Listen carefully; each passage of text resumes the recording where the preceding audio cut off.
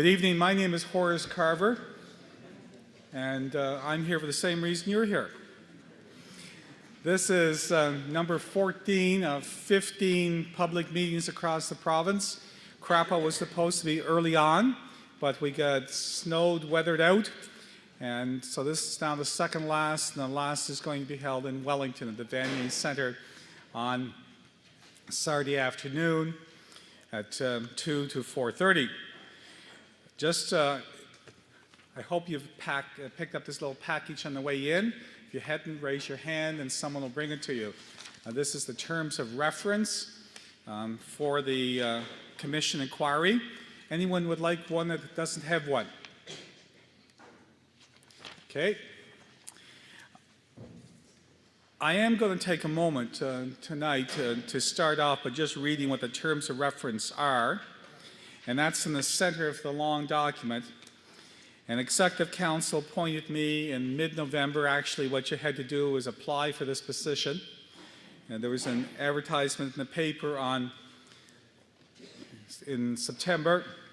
And I applied, went on holidays, and came back and found out that several people applied and I have been selected.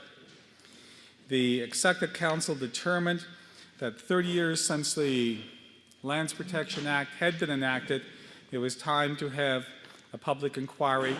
In the past, there have been several other reviews have taken place pertaining more generally to land, and there have also been several legislative committees. In the middle of the document, the long one of the things we're supposed to look at is the adequacy of existing aggregate land holding limits given changes in agriculture, provincial land use and ownership trends in rural communities. 2, options for reducing red tape and regulatory requirements while ensuring that the Act can be effectively administered and enforced. And 3, legislative concerns that have arisen involving such issues as land holding limits as they apply to utilities, application thresholds as they apply to multiple owners, and the information and deeming requirements for non-profit corporations. 4, any other matter the Commissioner deems appropriate to review and bring to the attention of Executive Council. This Commission of Inquiry is one under the Public Inquiries Act. If you look at the next page, this particular sections, they were not present in the original statute of 1982, and they were added by the government in 1998 as clearly stating what the purpose of the Act is.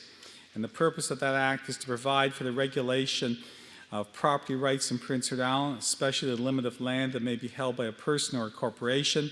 And this Act has been enacted in recognition that Prince Edward Island faces singular challenges with regard to property rights as a result of several circumstances, including historical difficulties with absentee landowners, the consequent problems faced with the inhabitants of Prince Edward Island in governing their own affairs, both public and private, the problems of small land area and comparatively high population density, unique among the provinces of Canada, and the fragile nature of the province's ecology, environment, and lands, and the resulting need for the exercise of prudent, balanced, and steadfast stewardship to ensure the protection of the province's ecology, environment, and lands. It's highly unusual to find a purpose statement like that in legislation, but there it is, and there's some attachments behind that about non-resident ownership and corporate ownership and so forth. And there's some miniature maps which are miniature in size compared to the maps at the back of the room. And the Lands Protection Act was put in place as a result of concerns and response to the Legislative Committee on Agriculture in the late 70s and early 80s.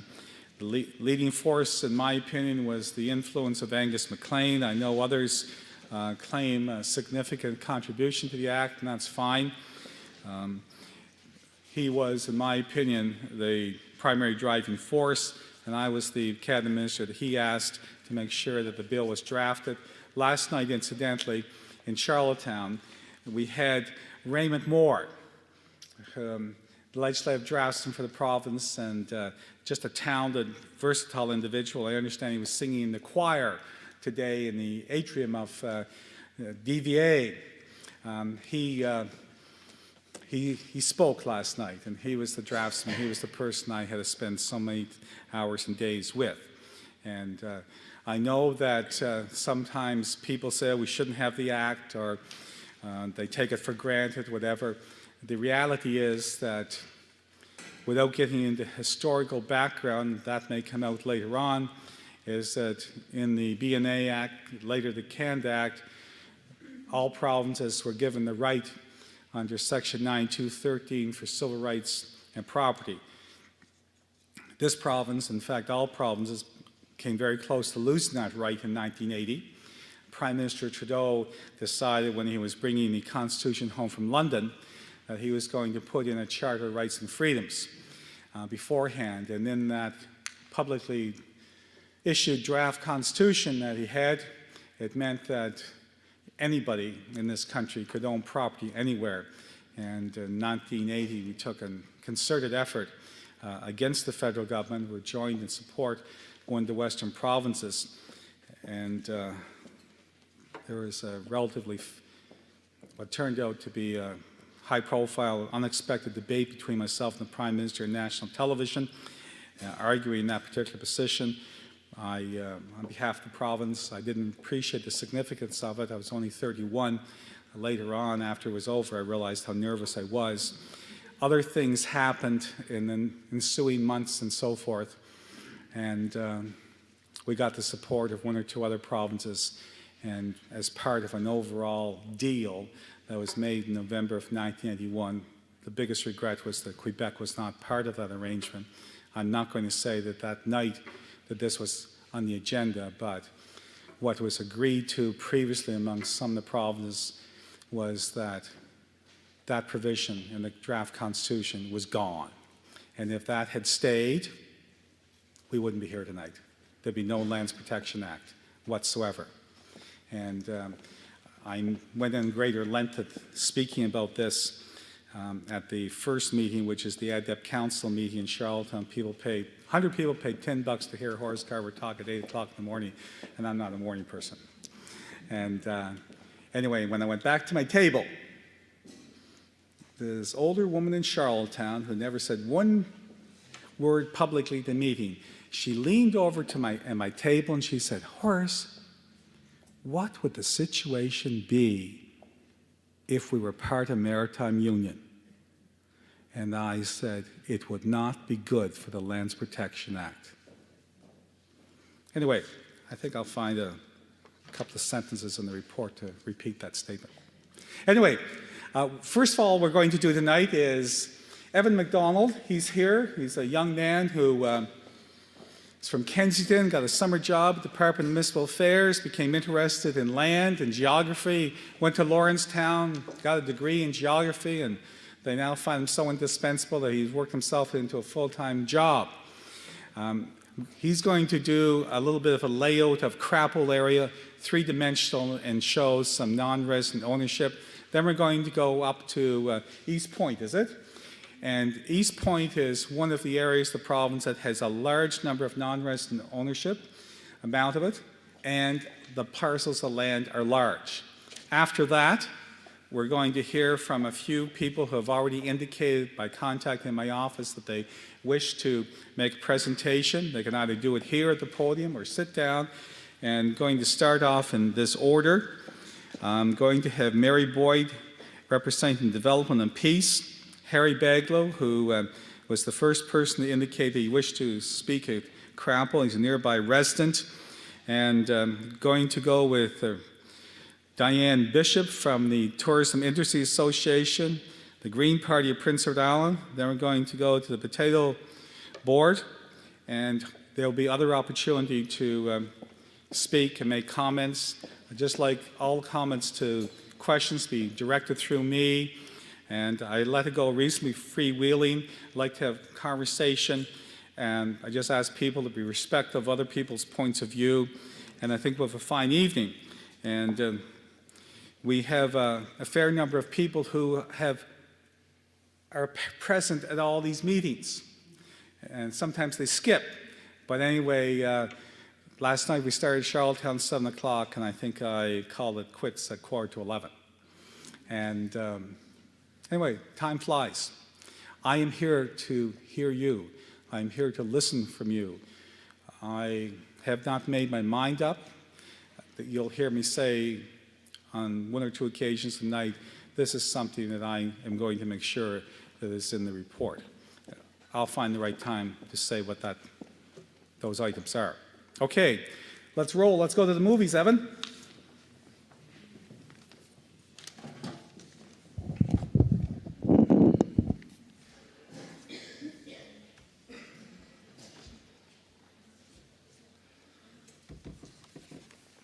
Okay, thanks, Commissioner Carver. The first video you'll see, it's going to start up in Disable and fly pretty much down the South Shore all the way to Fernwood. And any of the non-resident properties are going to show up in a red color. It's going to start off kind of slow and then it'll pick up. So you can see lots of subdivisions, some bigger fields, but basically like these are going to be on the small map that you got in that package. You'll see these properties are on there. This is just another way of looking at it. What you see is basically the 2010 aerial photos, and this is just going to fly through the whole thing, and any non-resident properties are going to show up in red. And I'll do the same thing starting down east and going up to about St. Peter's Bay. So this is coming into Victoria here now.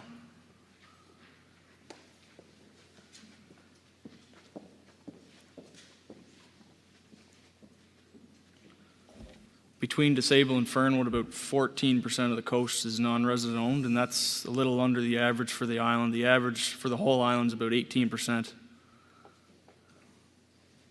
There's a big stretch here with no non-resident owned coastline.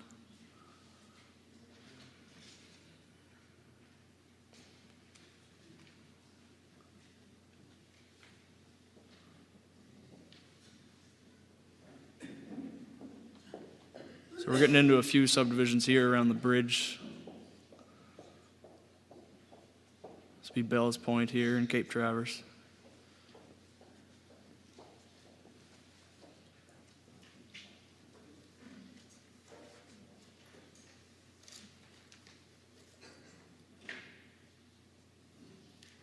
You can see most of these properties that are showing up in red for the most part along this stretch are mostly subdivisions. They're subdivided, so the average parcel is about 1.5 acres. A lot of them are smaller, a lot of them are bigger, but you'll see quite a difference when you go up or when you go down east. The properties seem to be a lot bigger.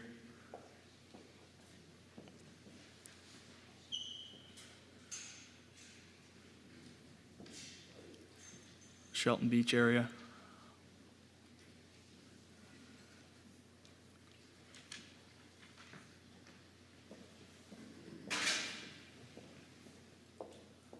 And there's Fernwood, so that's where that one will end. And the next one will begin down at East Point.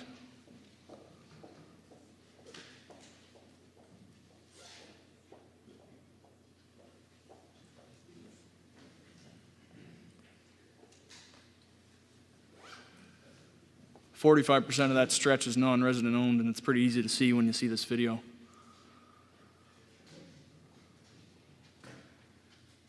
A lot of these parcels are 50 acres or bigger.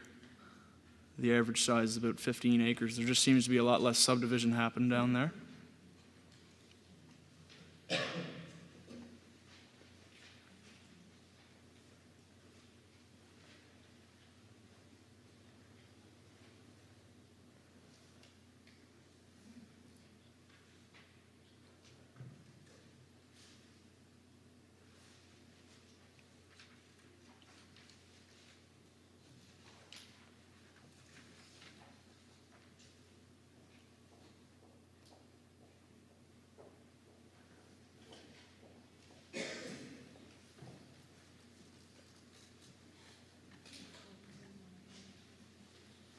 So we've done these videos for a number of areas on the island, and this stretch right here would be one of the most densely non-resident for sure.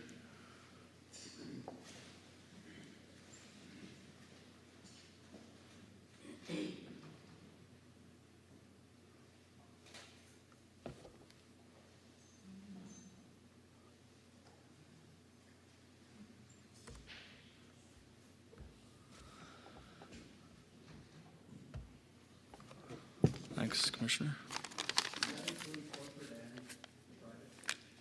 That's just non-residents, so they could be a corporation. They're just, if they're not a resident of PEI 183 days a year, then they're going to show up.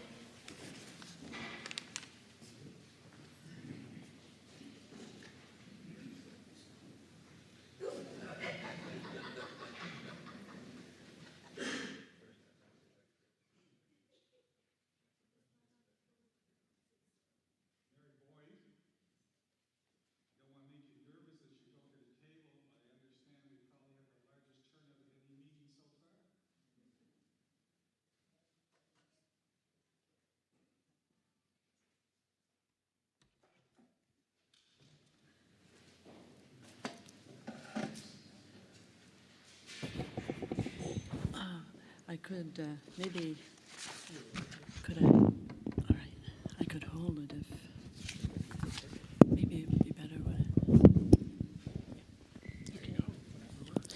All right.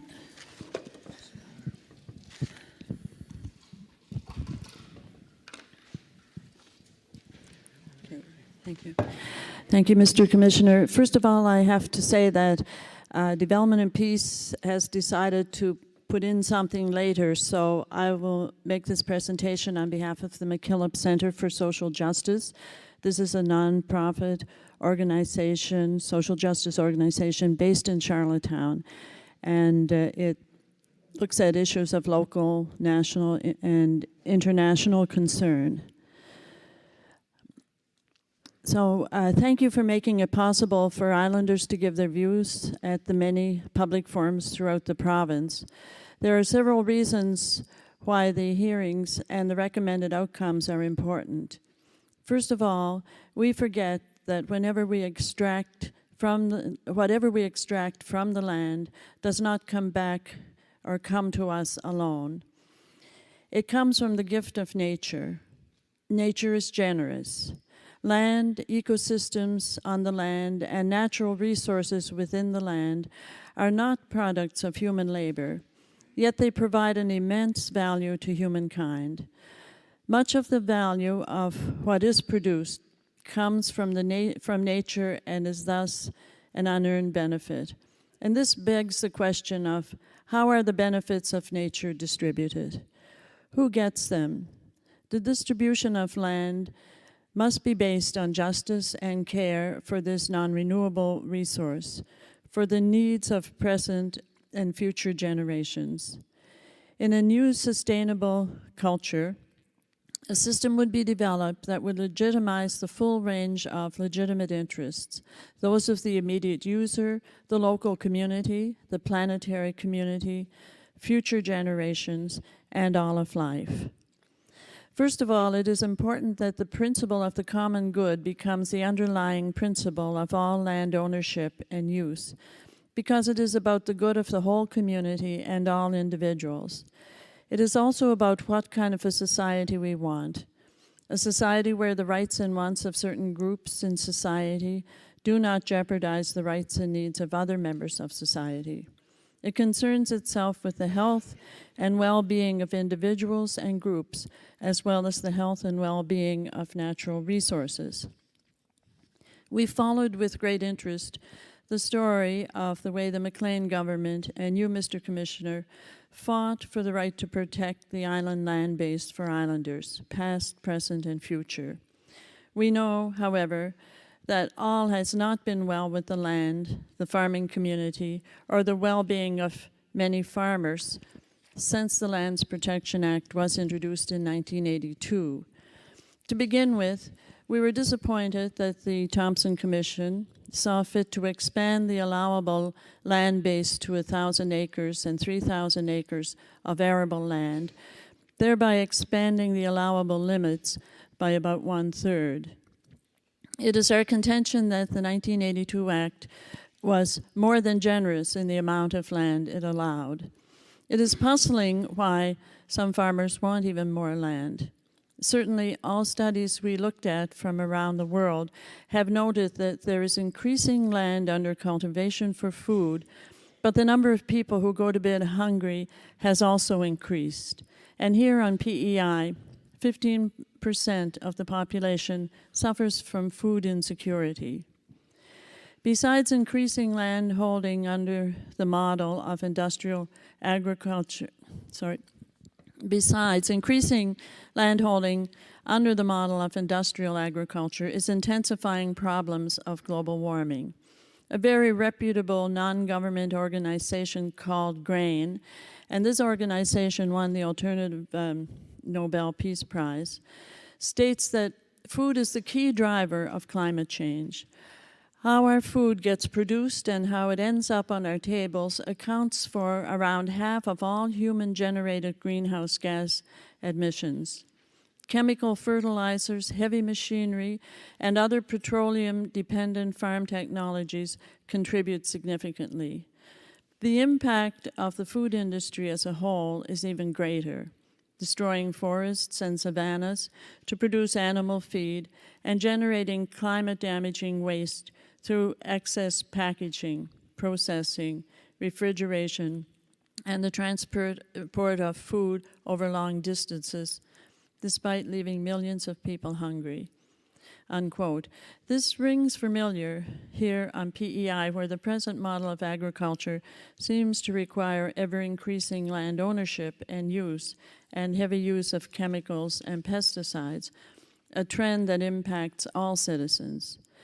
It is obvious that the industrial model of agriculture impacts the quality of island water, as is evident in fish kills, in an excessive amount of nitrates in drinking water.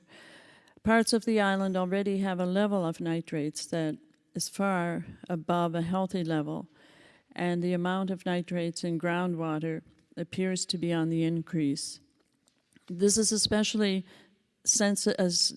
especially sensitive issue in this province, where our whole water supply comes from groundwater, and where the large corporate farms are already seen as a drain on water supply. We agree with those who recommend that water should be made a public trust, as is already the case in some parts of this continent. Most of the food grown around the world is produced by small farmers, and in this country, small mixed farms are still seen as the healthiest and most productive form of agriculture. PEI is especially suited for smaller, mixed farms and organic agriculture. It is our belief that the island would benefit by newer experiments in sustainable food growing, such as organic growing. Organic farmers tell us that it is not necessary to exceed the present ownership limits in order to make a living on the farm. One farmer is able to do it on about 300 acres of land and believes that an expansion to 500 acres would help. He believes that farm size of 500 acres to 1,000 is quite adequate, and that we can't exceed those limits if young farmers are going to be able to acquire land in the future. Therefore, enlarging the amount of land that corporate farms can own would be a huge barrier to younger farmers entering agriculture. To quote Grain again, it says, "A new food system could be a key driver of solutions to climate change. People around the world are involved in struggles to defend or create ways of growing and sharing food that is healthier for their communities and for the planet. If measures are taken to restructure agriculture and the larger food system around food sovereignty, small-scale farming, agroecology, and local markets, we could cut global emissions in half within a few decades. We don't need carbon markets or techno fixes. We need the right policies and programs to create a sustainable and truly productive one instead of the current industrial food system," unquote. It seems to us that given the time we live in, young people would welcome a chance to farm if they could be assured of a fair price for their goods, one that covers the cost of production and allows them to make an adequate living. Most would welcome the new food system as described by Grain. More innovative programs and increased financial support would enable farmers to move away from industrial agriculture toward a model of sustainable agriculture, making their products available first and foremost to their own population and ensuring them a better future than past and present farmers enjoy. Such a model is more labor-intensive and offers opportunities for people to find jobs in their own communities. Increasing farm size is taking us further away from that needed new system.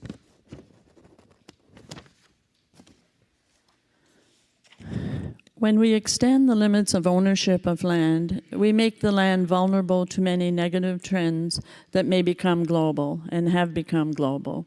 They are affecting Canada as well as elsewhere in the world. For example, land grabbing, a global phenomena, is on the increase with over 70.2 million hectares sold or released to private hands since the year 2000. Although it peaked in 2009, statistics released in 2012 by the Vital Signs online service and quoted by the World Watch Institute state that land grabs are still considerably higher than in 2005. Many of the countries that engage most in land grabs are also trading partners of Canada. Those hit hardest by land grabs are small farmers and the populations that depend on them. As the price of oil and other fuels increases, there will be renewed pressure for land grabs and for misuse of land, such as production of agri-fuel crops. We already have some attempts to grow biofuels here in this province, a trend that must be discouraged. The United Nations Rapporteur for Food called the growing of fuels for vehicles on land that is meant to produce food, quote, a crime against humanity, unquote. It is one of the reasons why hunger is on the increase. Mr. Commissioner, it is not possible to cater to an ever-increasing demand for land on the part of a few because it will be to the detriment of many. Although it may not be in your mandate, we have underlined the need to examine many aspects of food production and improve the way we grow and supply food. We need to take a serious and critical look at the mistakes that are currently being made in agricultural production and in relation to the way we compensate the farm community. We need to look at the problematic trends around the world and avoid the pitfalls with sound policies. We need to build a new solidarity among people, the land and its resources, including water and the environment. This solidarity requires that we examine the way we currently grow food. Who benefits and who loses? What is the quality of that food and how the land, a non-renewable resource, is managed, owned, and treated? There are stepping stones to building food sovereignty and security, which we must observe, and we can do this best on smaller mixed farms. As Bruce Jardine states, food sovereignty, quote, is an assertion of intent. We intend to bring the food system back into our own hands with respect to Mother Earth and all the other beings among whom we depend, unquote. And having spent some time in Africa, and I'm familiar with African agriculture and Nigeria and Ghana in particular, but also East Africa, I am reminded of the Ashanti of Ghana and what they said about the land. They said, land belongs to a vast family of whom many are dead, a few are living, and a countless host are still unborn, unquote. We can't allow the land base to fall into fewer and fewer hands.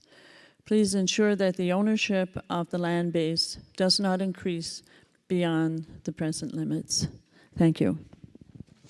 Thank you very much, Mary.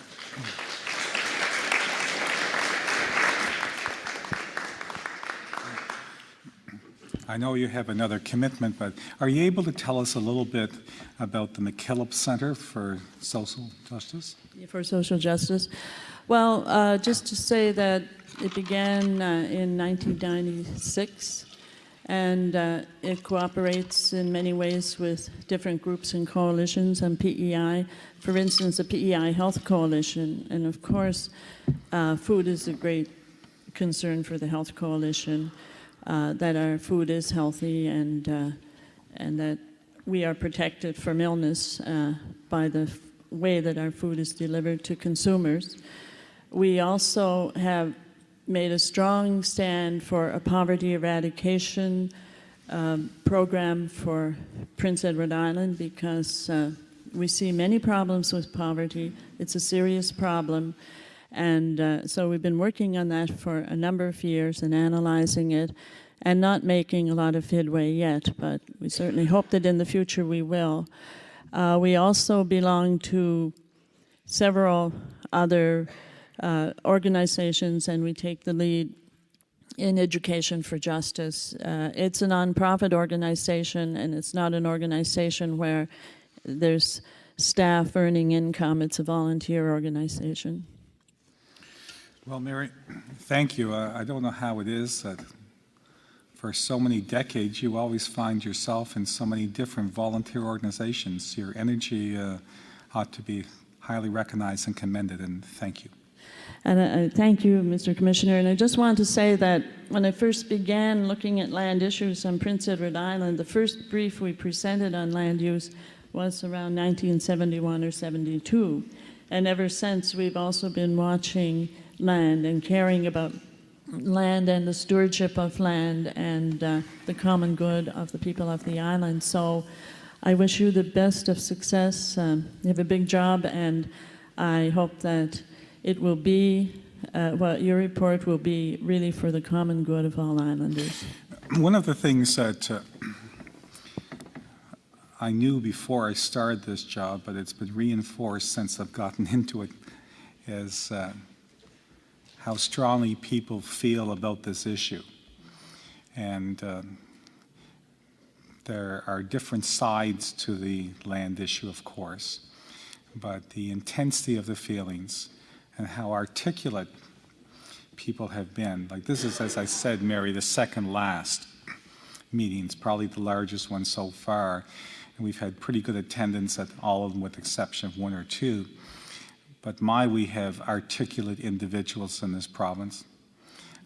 If I was doing my old nighttime weekend job of the mid-70s of looking for certain people to stand for elective office, I would have a long list of potential highly talented individuals. It just really, well, it's humbling.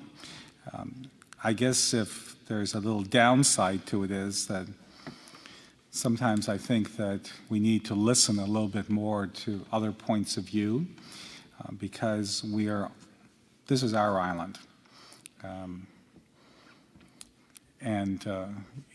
I own no land.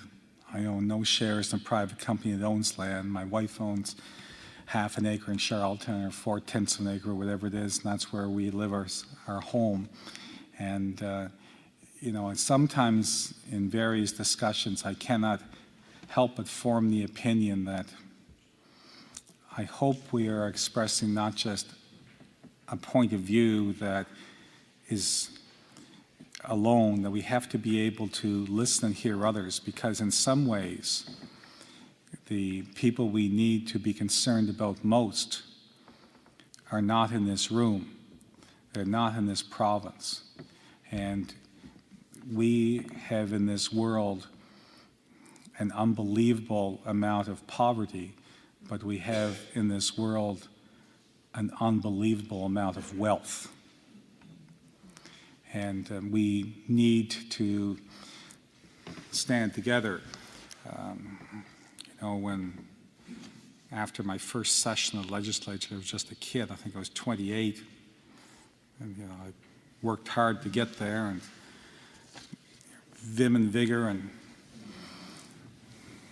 the government of Alec Campbell was re-elected by 1 or 2 seats and in opposition. And when the House was over that summer, I said to Angus MacLean, I said, Angus, now do you have any little bit of advice of how you think I'm doing here, any advice how to be more effective in the legislature?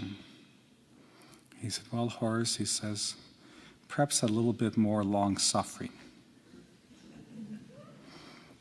And that told me that maybe all the bad guys weren't on the other side of the house. and I developed through time some wonderful friendships with some individuals. Anyway, what's that got to do with what you're saying? Perhaps nothing, perhaps everything. But thank you, Mary, for coming. Appreciate it. Safe trip home. If you're able to stay a while, fine. If not, we understand, because I know you have another commitment. Thank you very much. Thank you.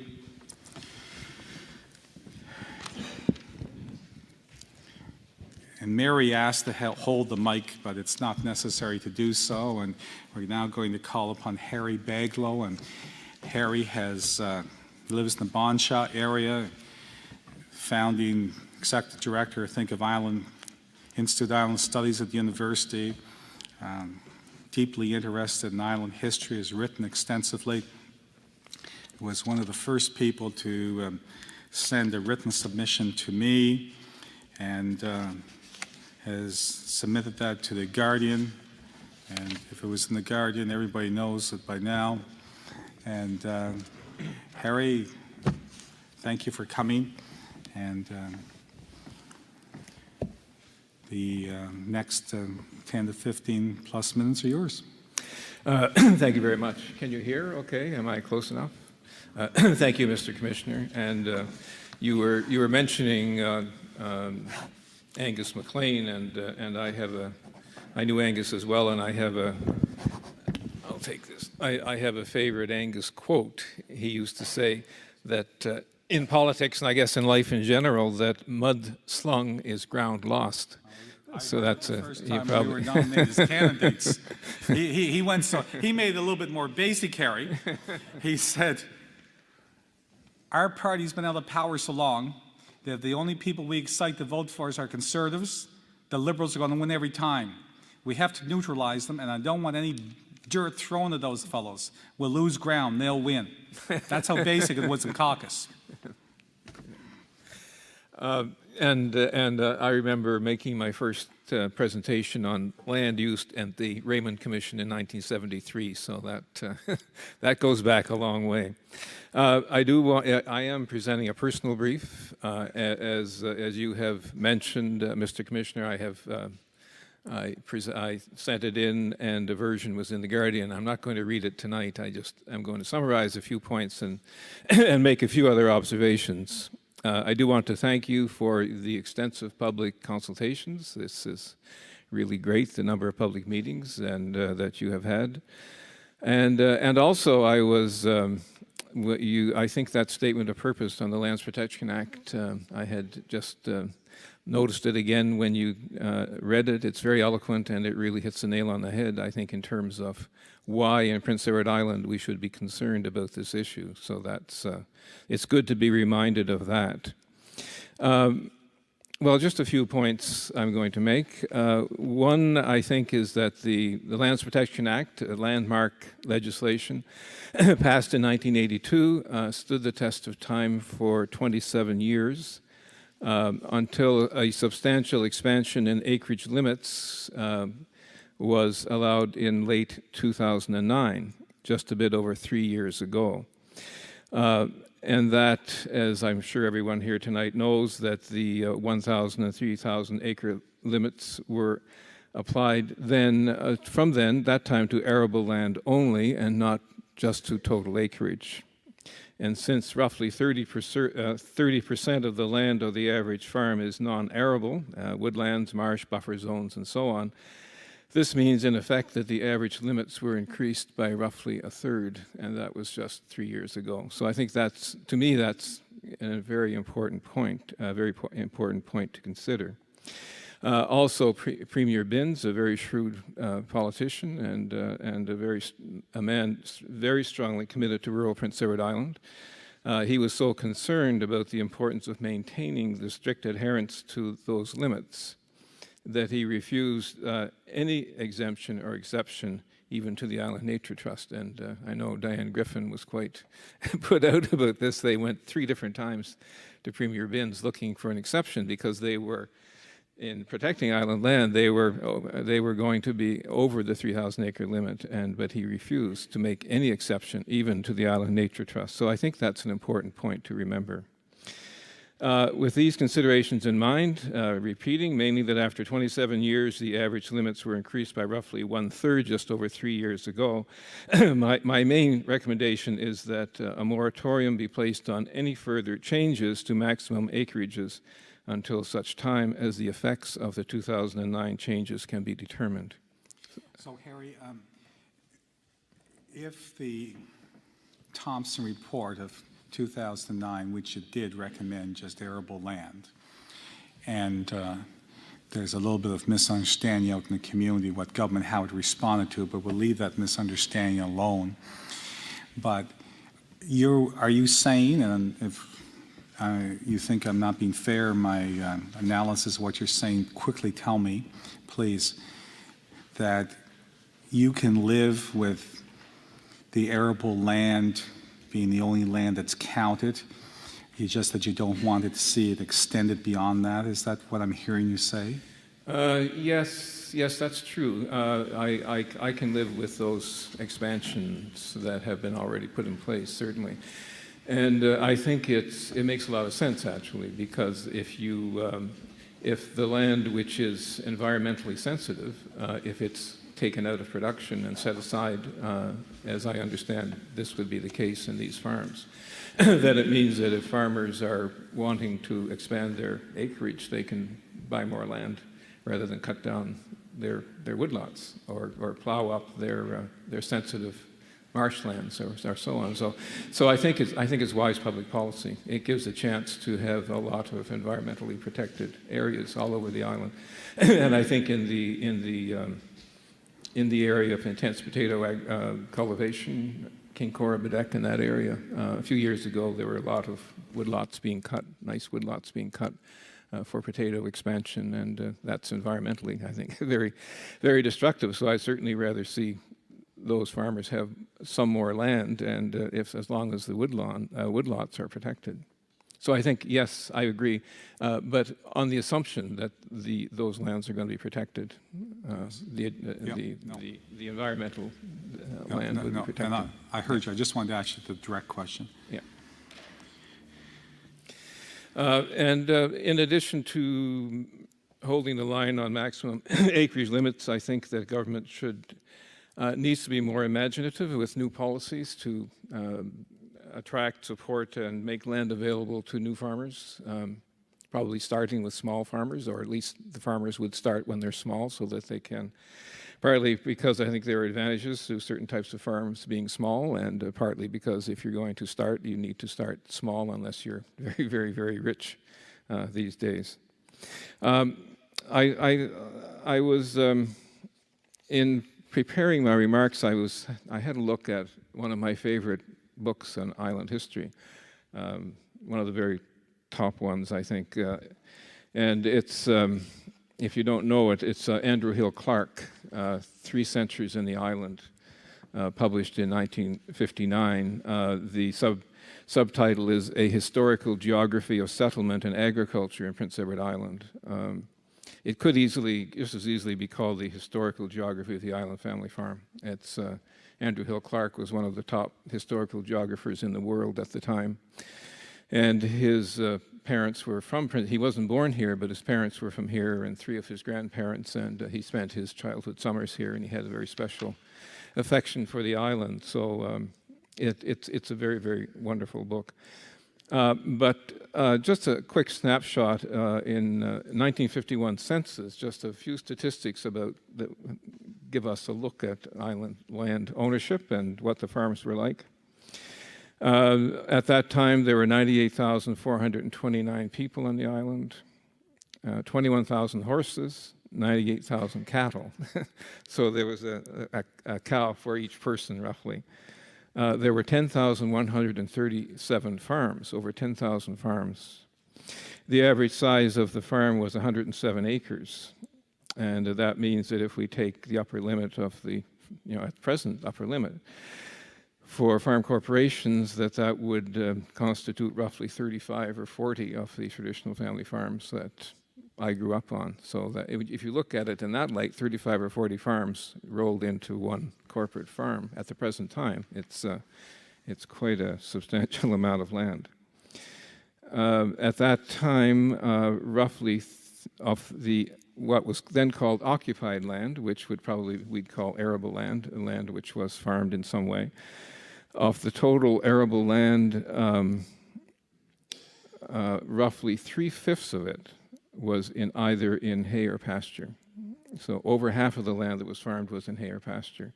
That's not only were the farms so many more and so much smaller with very small fields, but there was a lot more livestock and a lot more pasture and a lot more hay. So I think in terms of the sort of agriculture that we can support on Prince Edward Island, that we should be thinking about having a modern highly scientific version of some version of that model. There were 96,000 acres of oats and 43,000 acres of potatoes. So the potato acreage was probably less than half of the present potato acreage. And this is a statistic that I really love. The proportion of area that was farmed and operated by the owners of the land was 97.5%. And there would probably be no other place in the world that would have that percentage of the owners, the farmers being owners of their own farms, 97.5%. I've done a fair amount of work on PEI history, and I think it's really an incredible story. It's really a revolution in land ownership, if you look at the history of PEI, because we started off with the beginning of British settlement, with all of the land, almost 100% of it being given to large absentee proprietors. So we went from almost 100% owned by large absentee proprietors to almost 100% owned by resident small farmers. And that was quite a transformation, a revolution. And that came about in large part because of the role of the provincial government. The public took a very, very strong role, and probably well over half of those farms, probably 2/3, were the land was bought from the proprietors by the government and sold to the small farmers. So the government took a very strong part. So when the island farmers say, you know, this is my land forever, and you know, it's God-given right, and so on, and in a sense it is, but still the public played a very strong role in helping them get that land. So it was the public interest carried out by the island government that helped, and that's, I think, very important. And finally, at the time of Confederation, almost 400,000 acres remained in the possession of large proprietors in 1873. And after that, the island government passed what was called the Compulsory Land Purchase Act. And this set the limit of farm sizes at 500 acres. And anyone who owned more than 500 acres, they were compelled to sell that. So a lot of the proprietors were calling the island government communist and socialist and all sorts of words like that. But of course, they were very upset. But we couldn't. I couldn't imagine today that any government would actually do that. Would actually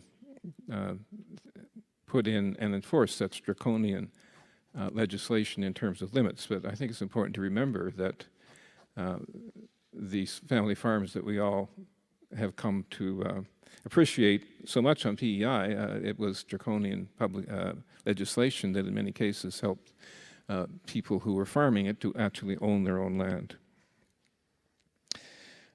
So that's it. I do come back to the main point. I do think that the current limits are adequate, and as I said, I do like the provision in Commissioner Thompson's report and the idea that there would be the land would be protected, and the land on the non-arable land, when you're applying for more land, that you would set aside and protect the environmental land that you have. So I think that's an important point too. Okay, thank you. I noticed in your written submission you make 3 specific points, and in some ways 2 and 3 are directly related to each other, about establishing an island farmland trust or a homesteader program or something like that, and those are interesting words. some other people call it land banking in order to do a certain purpose like that. Are you able to just take a moment before you leave and perhaps elaborate on that point, please? In my brief, I mentioned three policy suggestions for small farmers. I think there are many other ways that government can encourage sustainable agriculture, but these are three suggestions for small farms. There was a program that the Angus MacLean government put in 1980 perhaps, and it was called the Small Farms Program, and there were small and part-time farm program originally. And there were a dozen or 13, I think, farm workers, extension workers, all across the island who are working with farmers who had small acreages. That was discontinued by a later government, but I think it was a very fine program. And I know a lot of the island's organic farmers got started at that time. So in my lifetime of involvement with these issues, that's the only program I can remember that really targeted and looked at encouraging small farms. So some such program as that, I think, would be great. I use the term a new homesteader program, and I'm trying to get, I guess, words that might create some enthusiasm. But I mean, when you look at the original settlers to PEI, the original homesteaders, it was people were very excited about the opportunity to come to a new land and have a new life. There are probably people in lots of places in the world at the present time, maybe in North America, maybe in Asia or whatever, who would dearly love to have a chance to have a small farm in Prince Edward Island. So if we're looking for, just talking about the PNP program or programs like that, maybe we're looking for in some cases, the wrong sort of person. Or we should be looking, in addition, for other people who might want to come from rural areas and farm or have a rural life in a place like PEI. So I think we should be targeting people who might be used to living in the country and might be used to living and making a living in this sort of environment. Before we let Harry return to his seat, does anyone have a question they'd like to ask me to ask him? Yes? Harry pointed out what it was like back in when there was 10,000 farmers. Now, 2013, more than our census. How much less is that? Or how few or less? What's the best way to move that question? I believe it's 700 farms now. Or am I wrong? I believe it's around 1,400, but I have a strong suspicion that we'll hear that number before the evening's over. If we don't, we'll ask one or two people in the audience that I know the answer for sure. But it was stated last night on the screen, but I think it's around 1,500 as opposed to the large number that Harry quoted. Yeah. Anybody else like to ask a question to Harry before he goes back to his seat? Well, thank you very much. I appreciate the written submissions I've received so far, and knowing you, I wouldn't be surprised I might get another one. I think that's it. Thank you.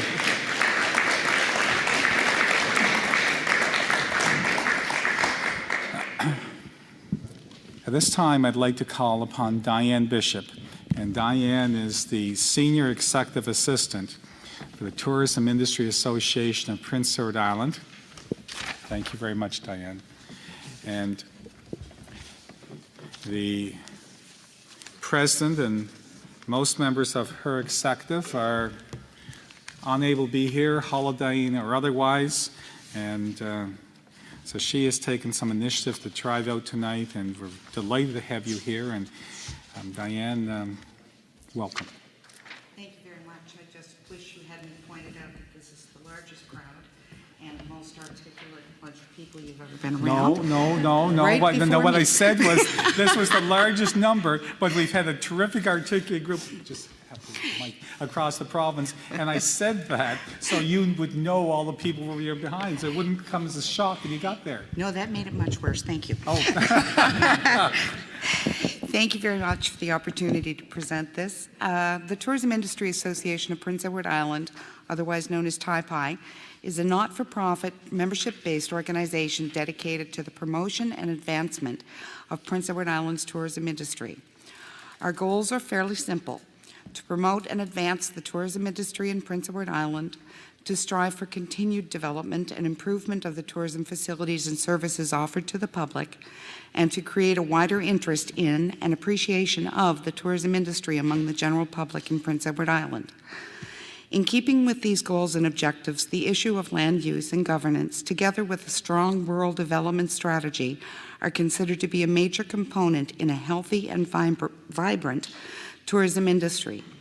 TIPI represents close to 600 tourism businesses, of which over 80% are small businesses. In 2011, the tourism industry on Prince Edward Island saw visitation of 1.2 million people and total revenues of $381.7 million. Provincial tax revenues were $46 million, and tourism represented 7% of the GDP. PEI is a predominantly rural province, and like rural communities across the country, there is a shift from rural to urban by many of its residents. The 2006 census showed that rural Canada's share of the national population fell below 20% for the first time in the nation's history, a decline that has continued to varying degrees since Confederation. The census definition of rural is communities with fewer than 1,000 residents and population densities below 400 persons per square kilometer. This definition reinforces the rural province description associated with PEI. Prince Edward Island relies heavily on agriculture, fisheries, and tourism to provide revenues for the provincial coffers and employment for its citizens. These three industries have always formed the framework for development of rural communities, villages, towns, and cities alike. Tourism operations have always been a strong presence in island communities, and in some cases have been the backbone and economic driver of small communities when agriculture and fishing have experienced downturns in prosperity. In 2009, Quality Tourism Services, for their statistical purposes, defined rural as having a civic address outside Charlottetown, Parkdale, Sherwood, Stratford, and Summerside. Using this definition, they reported there were a total of 983 licensed accommodations operations located in rural PEI, including roofed accommodations, trailers, and campgrounds. The Charlottetown area, by comparison, had 97 roofed accommodation properties and 1 campground, while Summerside had 21 licensed properties. These numbers did not include restaurants, museums, craft and gift shops, recreation and entertainment facilities, etc., and clearly demonstrate the rural nature of many tourism operations. Rural tourism is not a magic solution to the problems being experienced by the rural economy, but it does represent an important piece of a rural development strategy.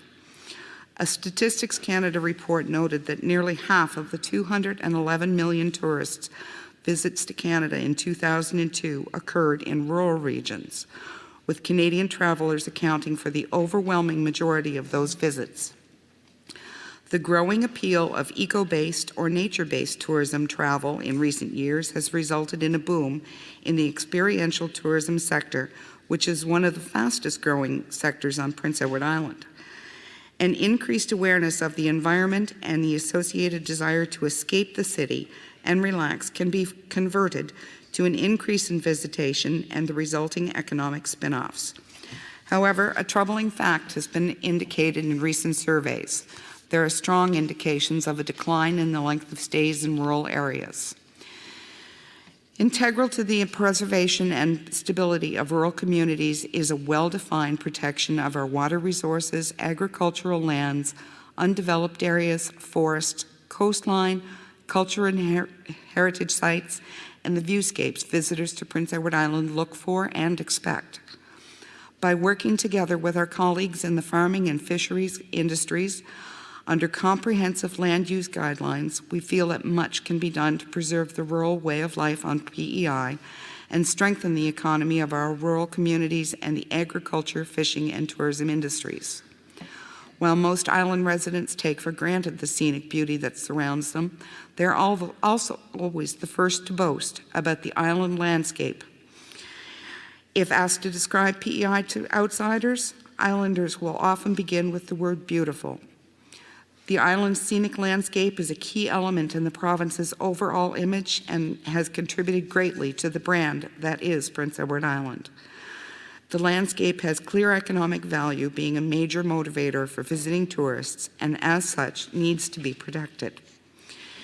In October of 2001, TIPI was a driving force behind the recommendations presented to the government of the time by the Signage Policy Review Committee, which led to the enactment of the Highway Signage Act.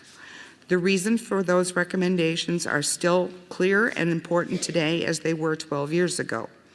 Protection of the landscape, promotion of safety, and provision of an effective wayfinding system.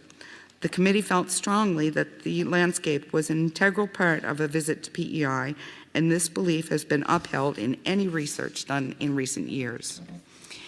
It is important to have clear, concise land use regulations which allow for protection of our viewscapes and environment while still ensuring that new development is possible.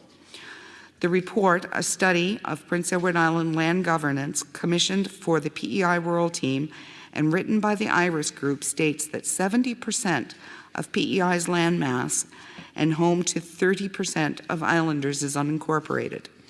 As a result, issues such as the lack of planning and direction in the area of land development, recreational facilities, public infrastructures, green space, and access to technology are prevalent.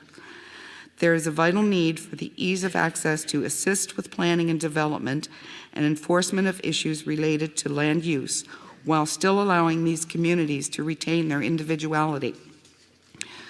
Governance such as the Municipalities Act, Planning Act, Land Protection Act, etc., must be re-examined to determine if the statutes and regulations incorporate the most current practices for protection and development. Clear language and concise guidelines must tie together all the relevant acts in the most comprehensive way possible. Small unincorporated communities are generally governed by community volunteers, and they need direct access to the same resources as larger centers. Small community budgets should not be a deciding factor in ease of access to resources when land use issues arise within the community. Development cannot continue to occur haphazardly and without a plan. Clear guidelines, access to resources, and protection of the vistas which have played a vital role in attracting visitors to Prince Edward Island are the keys to sustainability of our rural communities and the growth of our major industries. Working together to strengthen the related acts will benefit the entire island and enhance the island way of life for generations to come. Visitors come to Prince Edward Island to touch and feel the real PEI. The rolling green hills and red soil of our farmlands, sparkling blue waters surrounding us, and the many harbors our fishing industry call home have entranced these visitors and call them back year after year. Protection of these viewscapes for visitors and islanders alike has to be paramount in future planning, and governance must allow our unincorporated communities access to the resources needed to protect and preserve the landscape and natural beauty of our island. Any changes to the Land Protection Act should only be considered if all of these vital components remain the ultimate goal. Thank you for the opportunity to present.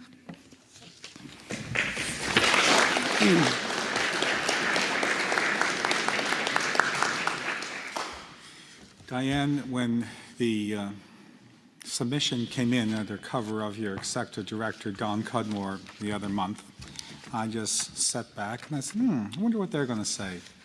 And I just sat back and I just found it relaxing and refreshing, and I thought you made some excellent points.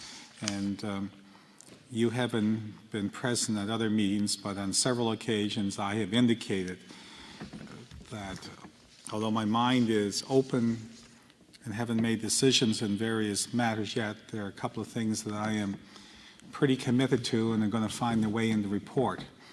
And one is I'm going to utilize the 4th terms of reference in the long sheet. Any other matter the Commissioner deems appropriate to review and bring to the attention of Executive Council, I'm going to be making specific suggestions and recommendations how to protect our vistas and landscapes in Prince Edward Island. That is a very important aspect of tourism on PEI. They don't come to look at big cities. They don't come to look at the skyscrapers. They come to drive through the country, stay at a bed and breakfast in the middle of rural PEI, look over the fields, look out over the harbors, and enjoy the quiet and the beauty. That time and time again, research shows that's one of the major motivators for travel to Prince Edward Island. A few years ago, Diane, my wife and I were traveling and listening to the car radio, and there was a new tourism study report that had just been issued. And they were interviewing someone in the Department of Tourism, and it showed in the exit survey the #1 reason why visitors came from away was because of the pastoral beauty in the landscape. And the civil servant being interviewed said they were surprised to learn that. And I started to laugh. And my wife, Lucille, said, "What are you laughing at?" I said, "Well, I'm just surprised that they're surprised." Exit surveys today still show the same statistics. That's why they come here. It's important to protect it. Farmland is important. Island Nature Trust, they all tie together. We all have to work together to make it work. And when I was appointed this position before Christmas, it would be no surprise to government that I might come to that opinion, because I put down in my curriculum vitae that I was a member of the Rural Beautification Executive for umpteen years and president for about 6 or 7. And I just love this phrase that is contained in the report, by working together. And just want to say thank you. I know it was a bit of a personal effort to come here tonight when others couldn't, and I want to thank you for doing that, and it's just been delightful. You're more than welcome. Thank you.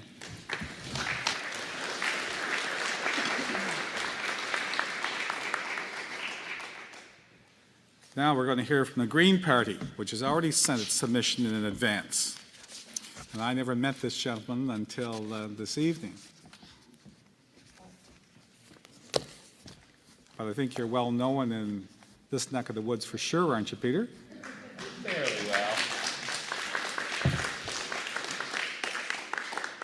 If I was a budding politician, I might be pleased with that round of applause. I'm going to break with convention and use the lectern, if No, that's there's nothing okay. wrong with that. I often break with convention.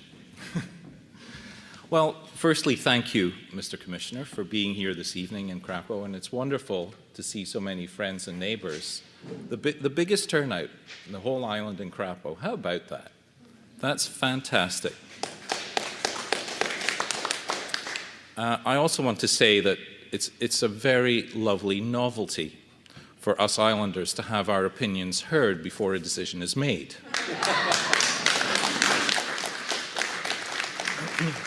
I'll try not to be too political. I guess I'd better fill up a glass of water here. I am not an islander, and I am an islander.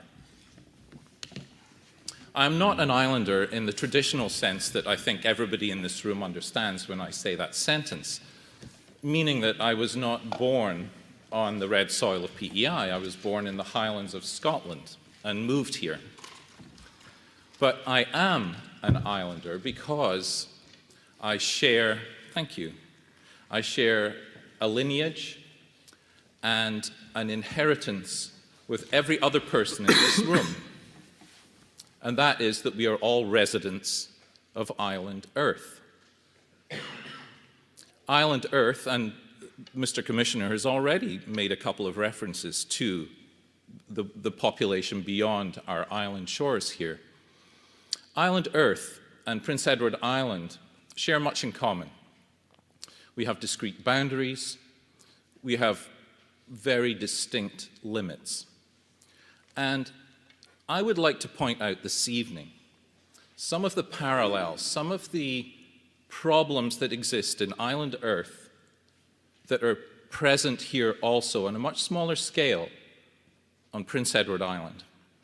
Now, I need to say right off the top that I'm no Luddite, and progress has brought us many wonderful things. Technology can be beautiful, and I love the fact that I can have a Skype conversation with my mother in Scotland. I love that I can go and visit her in an aeroplane. I love the fact that I don't have to practice dentistry in the way that I would have had to have done 100 years ago.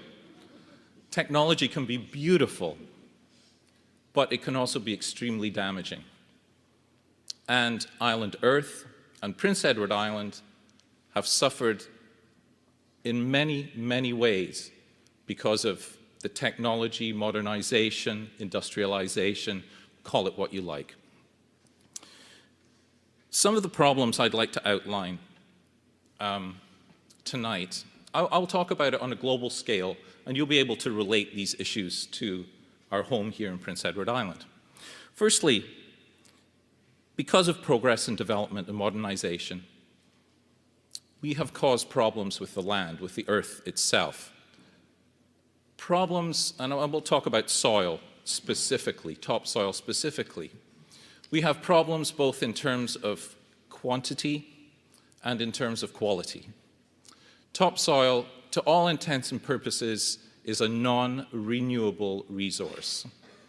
Like oil, it takes such a long time, eons, for topsoil to be created that we have to consider it a non-renewable resource. And yet, every year on Prince Edward Island and around the world where desertification is an enormous problem, our topsoil is lost.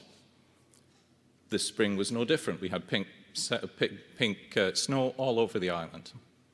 So there's a problem with loss of billions of tons of topsoil around the world annually, and here on Prince Edward Island on a smaller scale, the same issue.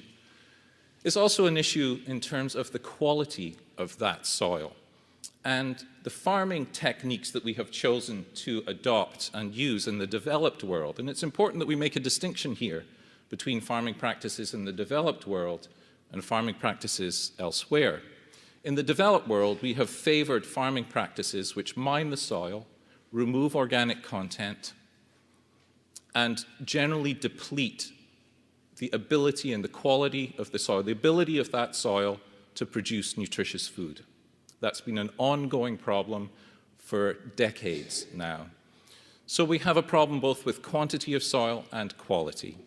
We also have the same sorts of problems with water in terms of quality and quantity. Agriculture, again, as it's practiced in the developed world, in many regions relies almost exclusively, if they're using irrigation, which they do in many places, on drawing groundwater from aquifers. And that water is being drawn up and used at completely unsustainable rates. The aquifers are no longer able to replenish themselves, and we're going to run into some major problems. Here on Prince Edward Island, although we haven't depleted the groundwater supply as yet, we rely 100%, I think Harry mentioned, that all of our potable water on Prince Edward Island is groundwater. We have to protect our groundwater. So quantity of water is important, but quality is also an issue. And we know, as somebody mentioned earlier tonight, I think it was Mary, mentioned about fish kills and also the level of nitrate. I don't think there's a well on Prince Edward Island that does not have a measurable amount of nitrates in it. I think I feel fairly confident in saying that. So again, we have problems with both quality and quantity of water. And the air itself, soil, water, and air, the three things on which life depends. The air here on the island is seasonally horrible. We know how much spraying goes on here on the island, and we have a much higher rate of some diseases related to air quality, things like asthma, than the national average. And on a planetary scale, we are the first organism, this is quite astonishing actually, we are the first organism which has had the ability and the capability of changing the entire chemistry of our atmosphere. And we have done that. An extraordinary feat that on a planet as large as this, with an atmosphere of the volume that we have managed to change the chemistry to the point that we are influencing the climatic stability of our home. And that's becoming more and more apparent. It's no longer a debatable point whether climate change is upon us. It is. And the effects are being seen all over the world, and indeed here on Prince Edward Island, in terms of erosion, water, rainfall patterns are changing. Our winters are very different from what they used to be. All kinds of ways. So land, water, and air itself have all been changed because of industrial progress. We also have experienced and are experiencing a rate of species loss which is unprecedented. And many people, many scientists believe that this is actually the biggest threat to our survival. We have the hubris to think that we can survive on this planet without the interconnected web of life that supports us, but we can't. And the number of species which are going extinct today has not been seen since the dinosaurs left our planet 65 million years ago. And in particular, there are a couple of you may think that that doesn't really apply to Prince Edward Island, but it does.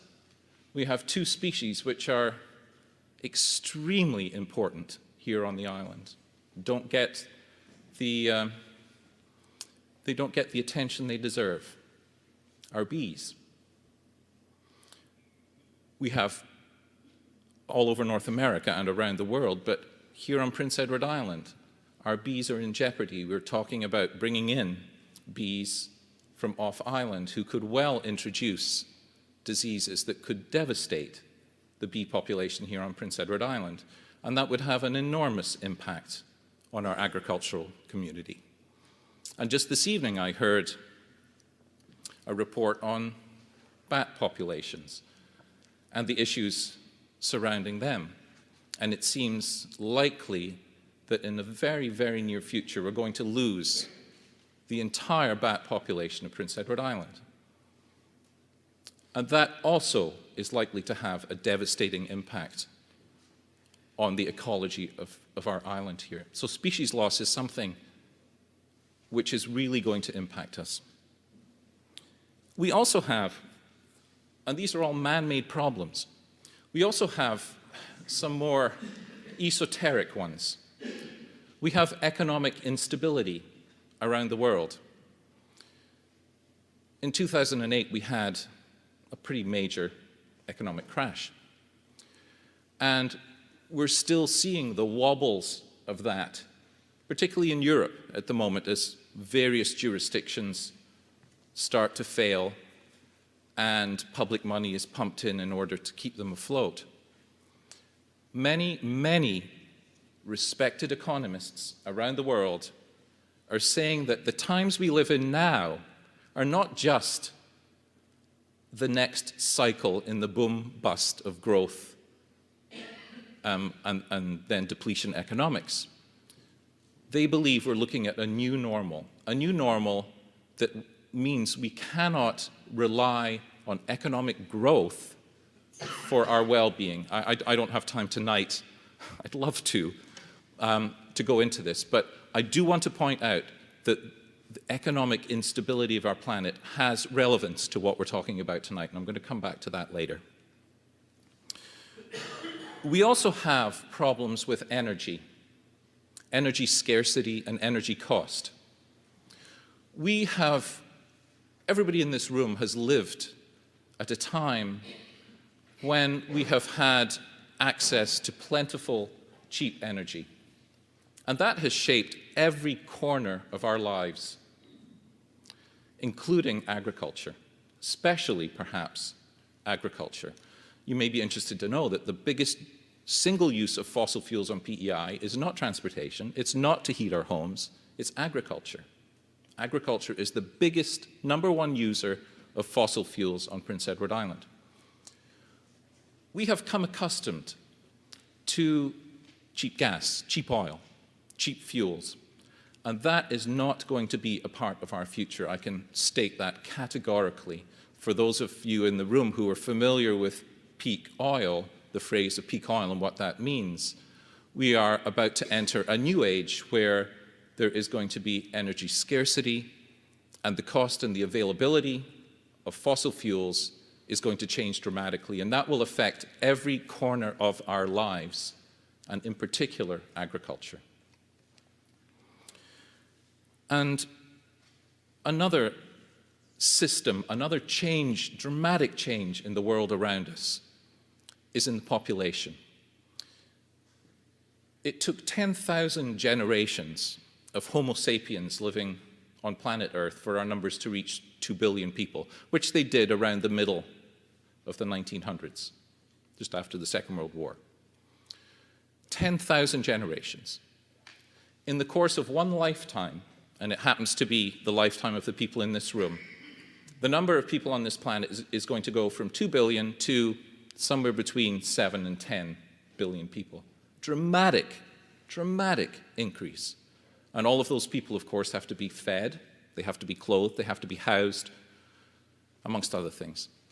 So population is another impact, something that's having a tremendous impact, and not just the number of people, but the distribution of people. And I think it was Diane who talked about the urbanization of our population today, and that's true in Prince Edward Island, perhaps less than it is elsewhere, but it's still true here. And the withering of our rural communities is, for me, a huge part of the problem on Prince Edward Island, and one of the things that I hope Commissioner Carver will talk about in his final report, the opportunity to save our rural communities before it's too late. So all of these problems that I've just outlined are the result of this wonderful thing called development. And all of the problems are also present to different degrees and different extents worldwide and on Prince Edward Island. And we have a clear choice to make. We can try to carry on along the path of bigger consolidation, dependence on fossil fuels, chemical inputs, of growth everlasting on a finite planet, or we can recognize the impossibility and the insanity of that and start to carve out, excuse me, I came out unexpectedly, a different kind of future for ourselves, both around the world and specifically here on Prince Edward Island. And this is, I know I have painted a fairly bleak picture since I stood up here 10 minutes ago. And this is where, for me, things turn around. Because Prince Edward Island has, in my estimation, not quite a unique opportunity, but certainly a spectacular opportunity to choose our own path, to choose a future that we prefer. And I say that for the following reasons. We live in a maritime climate, and all of the models, the projections for climate change, suggest that maritime climates, particularly in North America, are going to be blessed with a fairly consistent rainfall pattern, even when climate change really kicks in over the next 20, 30, 50 years. And we have a fairly temperate climate. Indeed, we may end up with a longer growing season, and it may be a beneficial thing for us in some wild irony. So we live in the right place. We're small. And perhaps above all, we have the gift of jurisdiction. We have the ability to choose our own future. There are not many places as small as Prince Edward Island who have an opportunity to choose the future they prefer. Mostly they are part of a larger jurisdiction under the control of some other distant, usually, government. Here we have an opportunity to carve out our own path, to do it our way. And I think that's an extraordinarily powerful and we're very lucky to have that, and we should not take that for granted. We also have some beautiful agricultural land here. We have a land base which is perfectly capable of producing enough food for all islanders. In fact, we can produce far more than we need here. We could be a net exporter. And on top of that, not only do you need the infrastructure to farm, you also need the cultural knowledge in order to apply that. And here on Prince Edward Island, we still have enough retained cultural knowledge of how to farm the land, how to love the land, how to care for the land, that we could do this. So I'm not an islander, but I think in many respects that's an artificial distinction. I know people who were born here, moved away as young people to live in California or Australia or whatever, but still get that stamp, that designation of being an islander, even though they may have not contributed one dot to this place. I also know of people who came here as babies, spent their entire life contributing economically, socially, culturally to this place, and yet will never be considered an islander. And then there are people like me in the middle who spent the first part of my life somewhere else and made a conscious choice to move here and to commit to contributing to this amazing, beautiful place. So we are all islanders. And it is our duty to our children and to their children, and I'm talking here about the Big Island, Earth, and also Prince Edward Island. It is our duty to our children and to their children to preserve this magical place. Thank you. Thank you.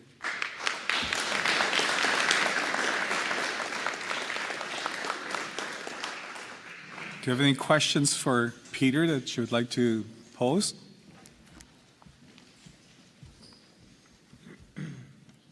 Harry?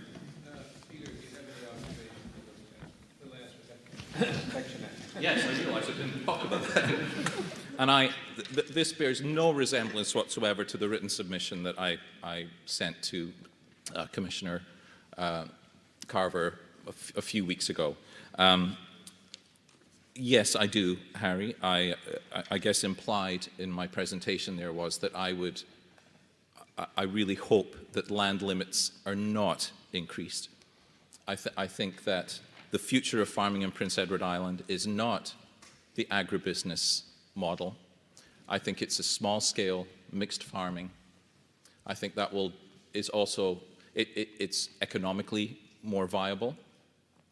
It will revitalize our rural communities and it will protect the land. So I have lots of reasons to think that we should maintain the limits as they are. Thank you. Somebody else? Yes, stand up, please. Yes, Dr. Baker, as a leader of the Green Party, you get the Prime Minister, how you want to improve the island? How you want to improve this problem? I'm sorry. If you are elected as a Prime Minister, you are the leader of the Green Party. How you planning to improve the problem, the issue that we have? The problem with land, with Yes. agriculture Land. here? Well, Better land. well, I have an admission to make. Full disclosure here. Harry and I talked before coming here tonight. We've talked about these issues for a long time now. And some of the suggestions that Harry made about holding land in trust, stripping away the development rights for that land, and letting it be used for new farmers. A homesteader policy where the government would, through support for new young farmers, help them in the transition from conventional farming to organic farming. I don't believe, by the way, that we necessarily have to have 100% organic farming here on Prince Edward Island. I think we should move towards that, and it will be a lovely thing to do. But I just think inevitably, because of the economic pressures I talked about earlier with the farm inputs of fossil fuels, that it's going to become increasingly uneconomic not to farm organically. So there are many things that a green government would do to encourage small-scale, mixed, sustainable farming in our rural areas. Okay, well, thank you. I think we'll let it be at that. Appreciate you coming, and thank you. I'm intrigued with the phrase gift of jurisdiction. Last night, someone was quoting somebody down in Texas that some farm was over 800,000 acres, and somebody out west said that Prince Island would be good, but you have to own it all. And I snapped and said, but neither one of them are a state or a province. And so I think I'm going to add the word gift to jurisdiction in my future discussions. Thank you. Thank you.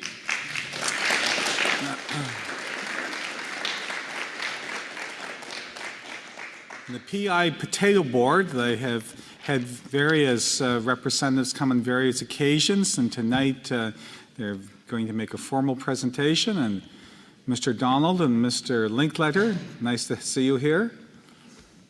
If you don't mind me making a comment, look at the time it is. This, to me, was for local farmers to ask questions and discuss things. And we're going to get there, Mr. Flood. Well, if you're not going to do anything more than you've been doing, I'm going home. It won't make a difference to a lot of people. But Well, I had some comments to make. Well, would you like to make them And now? I thought this is what the meeting was for. Well, I spoke to you earlier, Mr. Flood, and more than prepared to have you make some comments now. If And all this stuff, we here want to come here to discuss the land business. well, we are discussing the land business, but we're more than prepared. If you would like, if your time is such that you need to go soon, we'd love to have you speak now, and I'm sure these gentlemen would be more than adequate. Please come up and. Carry on, I'm going home. No, don't do that. Thank you. Thank you very much. Because we'd certainly like to have you speak, Mr. Flood.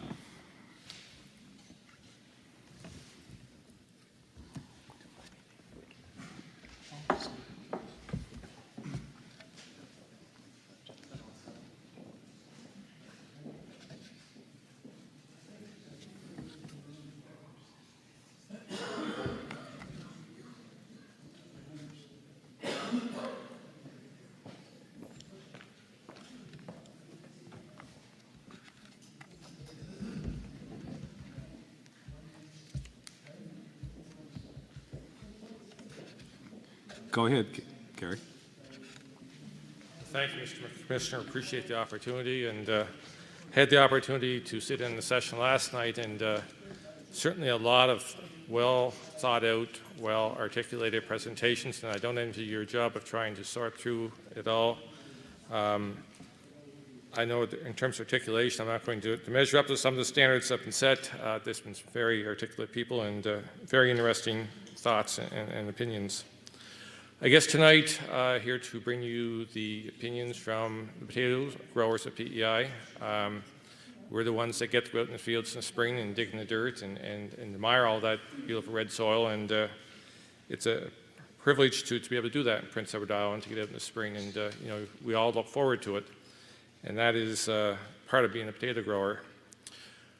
Today, I guess what we'd like to do is go through about 6 points. We'll try to keep them reasonably brief.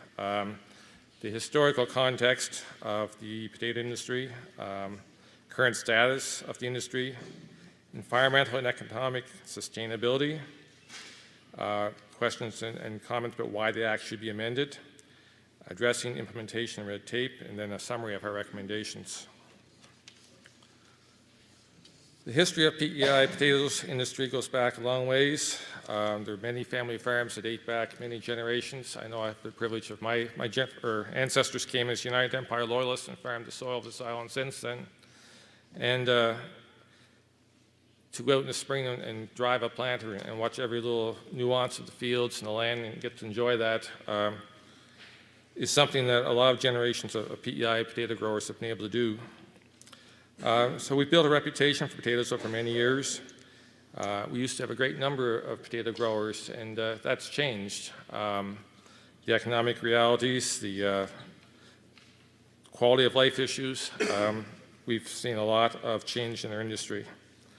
Now the average potato farm in PEI grows more than 300 acres of potatoes per year, but we're still family farms. It's still, for the most part, families that are operating these farms and growing potatoes. The chart, I guess we have a history of the potato farm size in PEI, and it's changed unbelievably.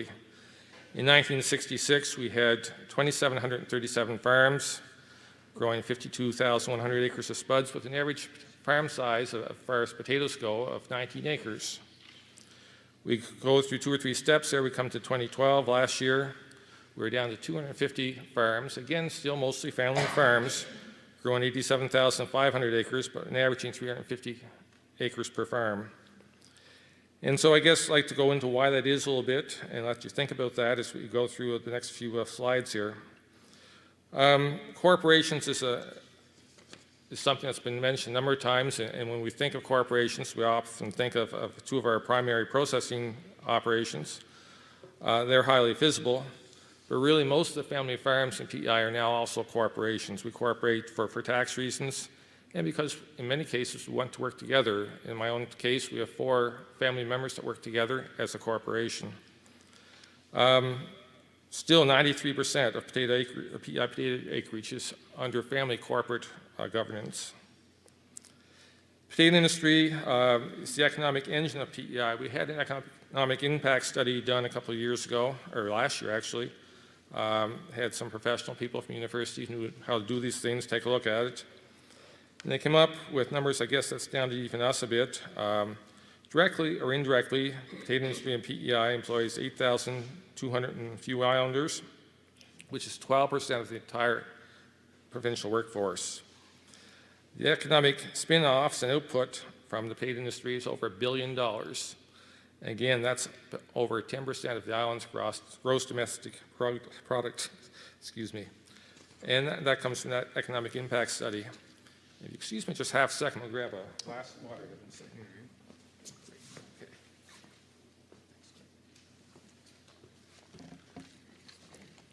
The milk only works dry so long.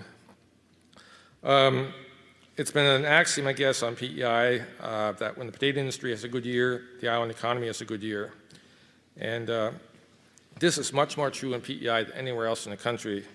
On PEI, from the potato industry itself, 4.42% of the island's economy comes from that without the spin-offs.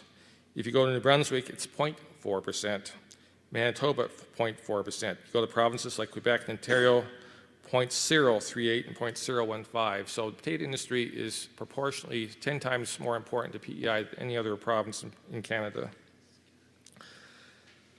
On sustainability, we understand very well as growers the need to be stewards of our land. We go out in the spring and we see when there's been runoff. We see in some years where there's been some soil blowing. And those things both bother us and are grounds for action by the potato growers. We've done a great number of things over the last number of years, grass waterways, berms. We'll get into more of that, but we do a lot of environmental stewardship on our ground. PEI farmers have the highest level of enhanced environmental farm planning in Canada. And then aside, and some of the things that we do, as I just mentioned there a moment ago, strip cropping, crop rotation, grass waterways. We are, even though our farm sizes are growing, we're doing a better job of being stewards of the land as time goes by. So we embrace sustainability. We want to be able to farm. We want our children to be able to farm. And so we are doing the very best we can to be stewards of the land. And as family farms, we are close to land, and we see what goes on the land, and we try to manage that, I guess. One of the things, though, that's come up is as we set more land aside for environmental reasons, grass, the buffer zones and so on, that land is coming out of production. And we still have rotations we want to keep, and all of a sudden that gets to be a challenge because we get less land to do it in. So that's been one of the challenges, amongst others, in the last number of years. In the global agriculture market, we also find ourselves needing to a regulatory framework that enables us to be competitive in North America as well as Canada.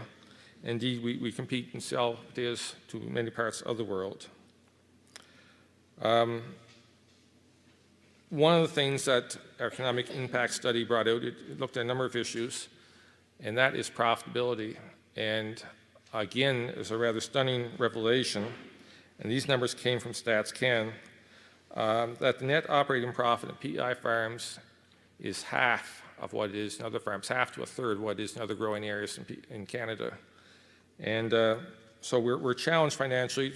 We want to be good stewards. We want to have profitable farms to keep them going for our sons and daughters.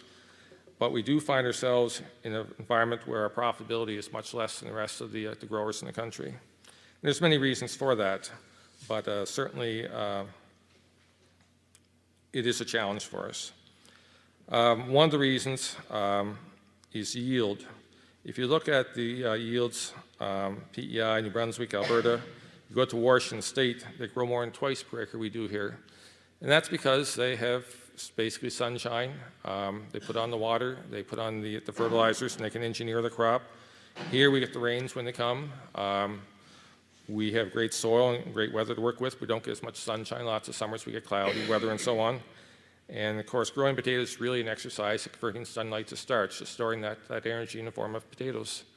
And so we need both the environment, the sunshine, and the nutrients in the water to make that happen. So we find ourselves as potato growers in a very competitive situation, a situation where we're not particularly profitable, and a situation where we're trying to be good stewards of land. So that comes to our rationale, I guess, for where we feel the land limits need to be raised. Cost of production has risen much faster than product price in recent years. Margins have tightened. Therefore, and with the bigger machinery, we can do it. We can farm more acres with less people and take less margin per acre and still have a viable farm. And that's where things are going. Chart there on the cost of production and the returns. And I'd like to say a bit more of that in a moment, but I'll just continue on and I'll address that a bit more soon. There's also a lot of red tape involved in the Land Protection Act right now. Want to rent land, technically we have to go out and inform the government we'll go rent this land, and I know of one grower who's a good friend that, he got fined and he ran some land, and he hadn't been aware, he just, to rent a piece of land for a year, he had to go out and register it with the government, even though he's well within his limits. And so the red tape has gotten to be an issue, and we'd like to see that reduced. If we're within the land limits, why do we have to do paperwork? My brother does every year a whole lot of paperwork for our farm, registering what we have grown, what we own, what we're renting. Is it not enough to say, look, we are within it or we're not within it? And if you want to debate that with us, come do some audits on it once in a while and check our numbers. But rather than have us do that paperwork every year, we need more efficient processes to assess the land holdings. A number of years ago, I had the pleasure, and it is a number of years ago now, to go to Germany. It's just after Berlin Wall had fallen, but 4 or 5 years after that. And we're on tour, and of course they got to take you to the wineries when you're on a tour. And so this nice operation, and cellar where the wine was stored and whatnot, and the growers there, and we got talking to him, and how big a operation do you have here? And he says, well, it's 20 acres. And I said, 20 acres, can you make a good living on that? How's that work? And he says, yeah, the government has limited all the orchards to 20, or the vineyards to 20 acres. And so we've been managing to make a living on that. He says, the problem just came since we've reunified East Germany into West Germany. All the orchards there or vineyards there, are over 200 acres. Now we have to compete with them. And in PEI, this is some of our economic reality here, where we may say it's nice in principle to have smaller farms, and there's nothing wrong with a small farm, don't get me wrong, but we have to face the economic realities of the rest of the world that's outside across the strait there. The fact is that out in Washington State, they can grow more than twice as much per acre as we can. We have to compete against that. In past times, we've had a continent of transportation costs to protect us against that and leave us viable here in the East Coast. But recently, in the last 5 to 10 years, there's been a rail system called RailX developed, goes straight from Washington State to New York City, nonstop, very efficient, and very, very economical. And all of a sudden, our economic zone of influence down the East Coast has shrunk quite a bit. We're no longer protected by our freight rates. They have actually cheaper freight rates now than we do, going down much below New York City. And so we're competitive. We have to be competitive in this environment. We have to produce in our land such that we can compete and be viable against these other growing areas. For that reason, we do feel that the aggregate landholding limits of 1,500 acres and 4,500 for a corporation are more viable in this day and age. A lot of our farms have grown. As you see, we've had a lot of people just move away from farming. The farms have consolidated, and the efficiencies, the level of efficiencies are starting to be met on the existing land limits. It's not about change, just taking change. We can have 2 points of view. We can say we don't want change, or we want free change. And I don't think either one of those is the correct position. I think we want to manage change. Change is inevitable. It's going to happen. How can we best manage it for PEI, both our industry as potato growers and for the island as a whole? And I think that's what this exercise is about, to decide how best to manage that change. And I guess as the potato industry, from what we see out in the fields and in the marketplace, we feel that the change right now is needed in the acreage limits to keep us going there. So that's our first recommendation. Our second recommendation is to maintain the current limits for non-resident individuals and corporations. As was eloquently presented earlier, we had a history of absentee land owners, and that's somewhat worked into the island blood. I think all of us have heard that history and know and can understand that. We're not wanting to go there. We don't think that's a change we need. There are countries and people in the world that are buying up land so they can have resources to feed their population as time goes by. And we just do not see PEI go there.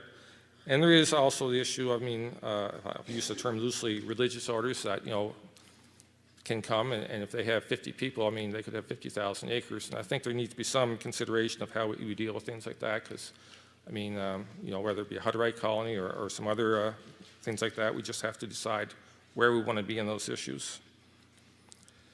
We'd also, as recommendation 3, suggest we eliminate section 5.3 of the Land Protection Act, which requires permission to lease land by an individual or corporation. Recommendation 4, eliminate the need for reporting under sections 8, 10, and 11, and simply require individuals and corporations to report whether they are in compliance with the Act.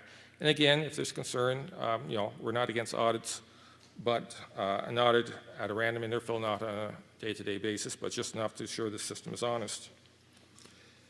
5, we'd like to maintain the ability to exempt environmentally significant land from total land holdings. If you have a piece of land that needs to be environmentally protected, you shouldn't have to be penalized in your farm operation for maintaining good stewardship of that environmentally sensitive area. Number 6, we'd suggest that you allow small acreage to be set aside from a corporation's land holding limits for the purpose of providing shelter or other defined purpose of shareholders in a corporation. We've actually had cases where growers are up against their limit, they have their full limit. They want to go build a house and they can't buy a lot, and that's literally happened. That's not just a made-up story, that has happened. So we'd like to see, some allowance made for lots for buildings and so on, for homes. Recommendations, number 7, maintain the practice of double counting lease land, but allow an exemption for a percentage, and we can define that as people, we don't have a particular number to put on that, of the land holdings between island corporations under short-term lease. In other words, if we're going to have a long-term lease, and yes, perhaps we need to talk about that, but if we're going to have just a 1-year lease, within my land limits, why should we be having to do paperwork to get that done?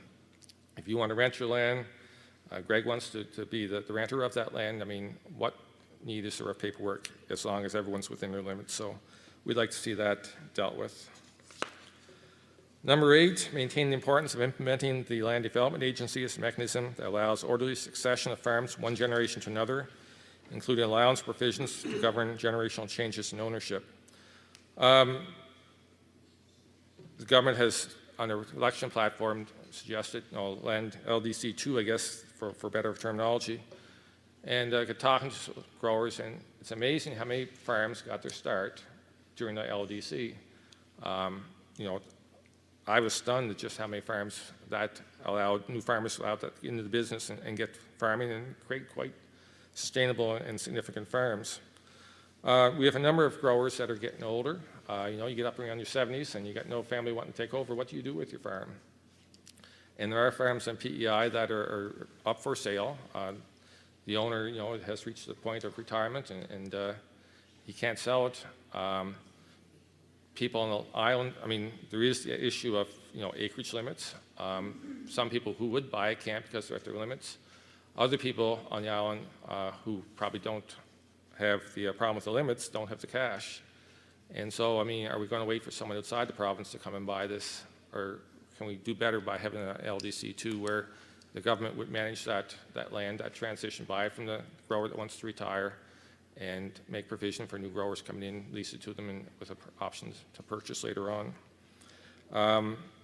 We also, and I think it was dealt with last night, but we also specifically, have concerns about cases where, partners or family, a father and son, father passes away, all of a sudden the farm's over their limits, and what they do, they have to sell their land, stop operating. What do they do? And that's not what this is meant for at all, I don't think. And so I think there needs to be specific provisions made for that to continue on. I know you made some suggestions last night and certainly agree with that or something of that nature, but that needs to be done. So those are our, and the last recommendation is to conduct a review of proposed changes that have to be in effect for 3 years. There's a thing called the law of unintended consequences that crops up every once in a while, and we think it's good to go and look at things, make sure things are behaving as they were meant to, and that has not taken over. So in summary, and thank you for your time, but in summary, the potato industry has simultaneous goals, both of economic sustainability together with environmental sustainability. We do believe in good stewardship through crop rotation, soil protection, and wetland protection. And to ensure the sustainability, we feel that raising the limits under the Land Protections Act and removing red tape would be an asset to that. So thank you very much. Thank you.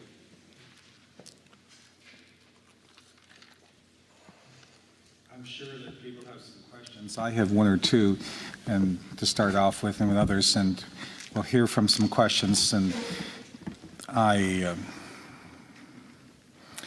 believe it is important to hear from the PI Potato Board. Potato farmers have, I believe, without exception, been advocating an increase in the limits of the Land Protection Act, and that the Federation of Agriculture passed a resolution. Granted, it came from the floor, I suppose coming through Resolutions Committee the other year, and to ask the limits be increased. And Jasper Wyman's and Sons, the blueberry processing plant in St. Peter's and Lakeside, and they also grow blueberries, they've asked for it. And there have been several others, one or two maybe in the room tonight, that aren't growing potatoes, that perhaps they haven't come right out and asked for it, but they have made statements that would indicate they would be supportive of perhaps an expansion happening. At a small meeting in Surrey, when there were only about a dozen people there, we received a very articulate presentation from Rolla Bay Holdings, the Keenan brothers, and Ray Keenan made a presentation, and he gave us a bit of a history that a few years ago we were up to 113,000 acres of potatoes in this province, unbelievably high. At that time, as a private citizen, I used to hear some people say, well, the reason they're growing so many is because they're afraid quota is going to come in and they want to have the highest limit they can possibly have. So it just tells you the chatter, what people say. because that's a long way from the historical lows a long time ago. And now we're, Gary, would be about 85 or 89,000 acres? 85, 86. Okay. Anyway, Ray Keenan indicated that the trend is going to be in the future in North America that we're going to be having fewer acres of potatoes growing. And then he went on to say, I could look it up on my notes, but I think I'm going from memory, that assuming the potato operation was profitable at a certain level, that if you increase the growth of potatoes in that operation 1 year by a certain percentage, it meant that your profit went down. And if we are going to be having fewer potatoes growing in Prince Edward Island in the future, and if our trend is growing fewer potatoes into the future in Prince Edward Island, what specific reasons and data would indicate that if we're going to be growing fewer potatoes, that the existing potato farming operations we have need to become bigger? And I apologize if that's too wordy, but I hope you get the gist of what I'm saying. Yeah, I do. And so I think what Ray was talking about, as much as PEI, I thought, was North American industry. The industry across North America. There's a trend line in the U.S. that every year, every acre produces 500 weight per acre more. That's a 30-year trend in the U.S. In Canada, I think it's around 2.5. In PEI, we haven't been experiencing that trend. And that's one of our problems. We have to, again, I think longer rotations is a good part of that. And again, that comes back to land. But in PEI, I mean, 85,000 right now, I think it's a reasonably sustainable acreage. The last 3 years, I know some of the table operations have actually ended up had to shut down early for lack of raw product. Cavendish has, they process a large part of the PEI industry, and they continue to look to do that. McCain's has gone from a 3-shift operation to 2, and certainly we'd like to see them come back to that just because they are a good part of the industry and a good part of the North American processing community. But as far as PEI goes, I'm not sure that I would agree that we're going to be going down much from the 85 or need to go down from the 85 much. It's more in North America, as that trend goes up, there'll be a reduction in acres across the continent. But we've already done our reduction here. I mean, we're not producing that many more 100 weight per acre extra. Well, have we really done our reduction? If at one point in time we were way down, and maybe 40 and 45 is unrealistic, and it was higher at one time, and then we seem to go way up to over the 100, 113. And I would base that on markets. I mean, the reasons other areas will go down is because they will only have markets for many 100-weight of potatoes, not so many acres of potatoes, and that's the same here. We have markets for so many 100-weight of potatoes, both through the French fry channels, the fresh channels, and through the seed. And right now, at this acreage, we're just barely filling those channels.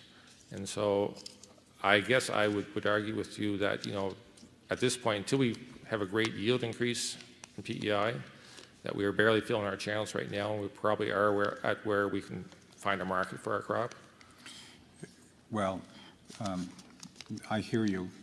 I'm not arguing with you or anybody else. I'm just trying to make some points because if you've traveled the roads with me for these 14 meetings, you would quite easily ascertain there is one or two very clear opinions on one side, and there are a significant number of opinions over here. Yeah. And if I've learned a lot. I mean, I thought I knew something about this statute because I had so much to do with it 30 years ago, but one of the things that I've learned an awful lot are 3 other words: Crop Rotation Act. And I must say that I have been surprised, perhaps even disappointed about this whole matter of crop rotation. After I make this comment and you make your reply, then I'm going to open up other people. But in Montague, which was, I think, our 3rd meeting, somebody, about 40 people there, 35, 40, one person said, well, what's got crop rotation got to do with this? And the executive director of Federation of Agriculture, who I quote all the time, even when he's not here, and he is tonight, he indicated that 75% of farmers in Prince Edward Island, he felt, were honoring crop rotation. He indicated publicly last night, he got that stat from the Federation, Department of Agriculture. And that seems high, if you've got 75% when you're going to school up in Linkletter Road there, you feel pretty good.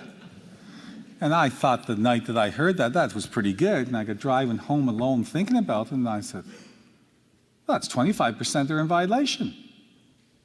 Okay? And then I got thinking about it more, and that upset me to such an extent that I talk about it almost every meeting.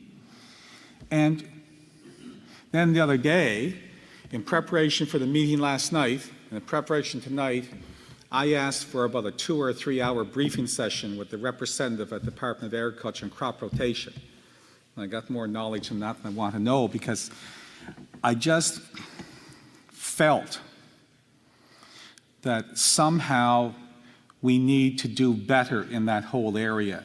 And I think that there's an obligation upon farmers somehow to come up with some suggestions, and their organizations come up with some suggestions and observations how we can truly respect this matter of crop rotation and talk about it's very complicated in one sense, The other day, someone sent me an email and asked me to go in a small airplane ride across Prince Edward Island to see certain things, and I haven't had the heart to tell them yet that I'm petrified of going in a small airplane. But we were out to Calgary to visit grandchildren for Easter, and I'm trying to get rid of my cold, so that's why I'm not shaking hands tonight. But as we were coming across the bridge up by Borden, and I suspect some of you property owners are here tonight, my wife says, look out the window, and a tremendous amount of red soil there. And one of the things I learned on Friday afternoon, Gary, it's not just what we call crop rotation. It's this whole matter of soil sustainability and universal equations and stuff like that. And I asked this at and this is my last comment on this, I asked this at one small meeting to a couple of farmers, and the response in part was that the matter of enforcement of crop rotation ought to be given to the government regulatory agencies for them to do. And I know you're not advocating that because you haven't given me a chance to respond, but for me that's not good enough, because that is too much government, them and us in the industry and dealing with it, and that ain't going to work, because there has to be an honor and a commitment among those of us in the agriculture industry that this soil is so special and so important that we have to be able to only put crops in it on certain rotations and things that are respected. And if we don't, where are we going to be the next time someone reviews this stuff? And I don't want you to take any of my remarks as being biased or prejudiced. It's just that this whole matter of crop rotation, I think, is serious. Fair comments. I'm not certainly take no offense and certainly wouldn't disagree with you immensely. It's a complicated issue, however. It's not all just clear-cut. The old saying, how do we get from there to here, is part of the issue. Yes. I mean, we are increasingly working on more sustainable practices as an industry. The economics of it get to be a big part of it. We haven't had much for rotation crops that you can plant and make money. For instance, up till about 5 years ago, a lot of people didn't even grow barley because, by the time you pay for the fertilizer and the fuel, you probably actually lost money growing barley for your rotation crop. For a hay plow down crop, I mean, that's straight loss, and if you're renting land, it's $150 an acre you're paying for the land plus the plow down seed and so on. And so there is an economic thing there, but the other half of the economics is a better rotation produces a better crop. And I think more and more of the industry is becoming aware of that. It's an education process as much as anything, plus the economic issues. And I certainly would not sit here and tell you we don't have some issues we need to address. I would also suggest to you, though, that we do have some issues already addressed. I mean, we do have 75%, with that's, it's not perfect, but it's more than, it's not insignificant either. And so we won't argue with it that we need to look at rotations, but we also need to look at that in the context of both economic viability, where the land comes from. There is no more in PEI, there's this amount. And so maybe, again, an LDC function could be, to supply people with extra land for rotations under the condition that they do practice a 3-year rotation or something like that. That's just off the top of my head. That's not it. Top report, comment. Yeah. And I'm going to still keep you here for a while. I hope you understand the reason why we had the sequence of speakers we had earlier and so forth. And I wanted very much to get to this point in the evening because the point of view that the Potato Board have expressed and the point of view that was expressed last night by the Federation of Agriculture, it's important to hear in this setting. And what I would like to have happen now, and as I said much earlier in the evening, I left the Charlottetown Hotel last night, I think 11:15 or thereabouts, and the meeting concluded at 11:15. So I'm here for a long time, and I'll talk to you privately after as long as you wish. I think you've heard some things here tonight that should have prompted you to make some comments or questions. I would, and especially in regards to his last presentation. We're all in this together. I would hope that one of the things we would be able to do is learn and share certain values. I would just ask that if you've got questions or comments to make now, that we will go to those individuals who have never spoken tonight or at any other previous meeting for now, and then we'll go to hear them as well, the others that have. I'm just trying to have as many people speak as possible. So with somebody who hasn't spoken tonight or hasn't spoken at another meeting, yes, sir. Go ahead, finish. And one, I want to ask this gentleman about what the old man that he left all frustrated, and I know him for 2 or 3 times from the Chamber of Commerce. He never was so frustrated. I know how important it is to go bed at that age. But is this time to finish at 9:30? No, I said earlier on last night that we went to a 11:15. And I spoke to Mr. Russell privately before the meeting and so forth, and we were prepared. To advocate what he wants to say. Pardon me? I promised him before he left to sit here and to wait. Okay, you say what you wish, please. Okay? So Please. he said... Would you like to go to a mic up here so I can... No, I talk enough high, Shirley? I cannot hear myself, so I talk low. Don't Okay. make me in the microphone because the room is going to be too small. Okay, that's fine. Please. He said that when the Association of Farmers, they want to be finished talking, and his name I didn't know. His name is Russell Flanagan. I don't know if he's a farmer, he's a fisherman. I'm sorry, Brendan. His name is Brandon Floyd. Yes, I know. Okay, but not everyone here. Floyd is his name, family name, Brandon. He's concerned about how the farmers, they can protect the soil, the water, and so and so. Why they don't do less fertilizers? And I was pleased when he put the issues on me. I didn't know what he was want to say when he was there racing and you know, like me, maybe at 11 o'clock or at night, 12 night, when I have to go to bed.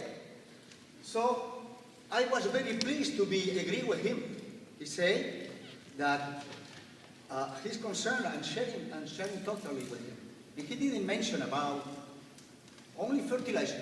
I asked myself, what about other chemicals? What are you guys planning to do with other chemicals? And as for Mr. Visser, for everyone who's farming here, Lynn and so, what the DDT that is still in soil and it will be for 3 more generations if it's no more than that? What are you planning to do? And what are you planning to do with and that's my opinion too, and my question to you, with the lands that they are abandoning and just looking around lately, around the island, because that's when it comes later on for another purpose. And I see a lot of farms that they make pity. They broke my heart, how they look.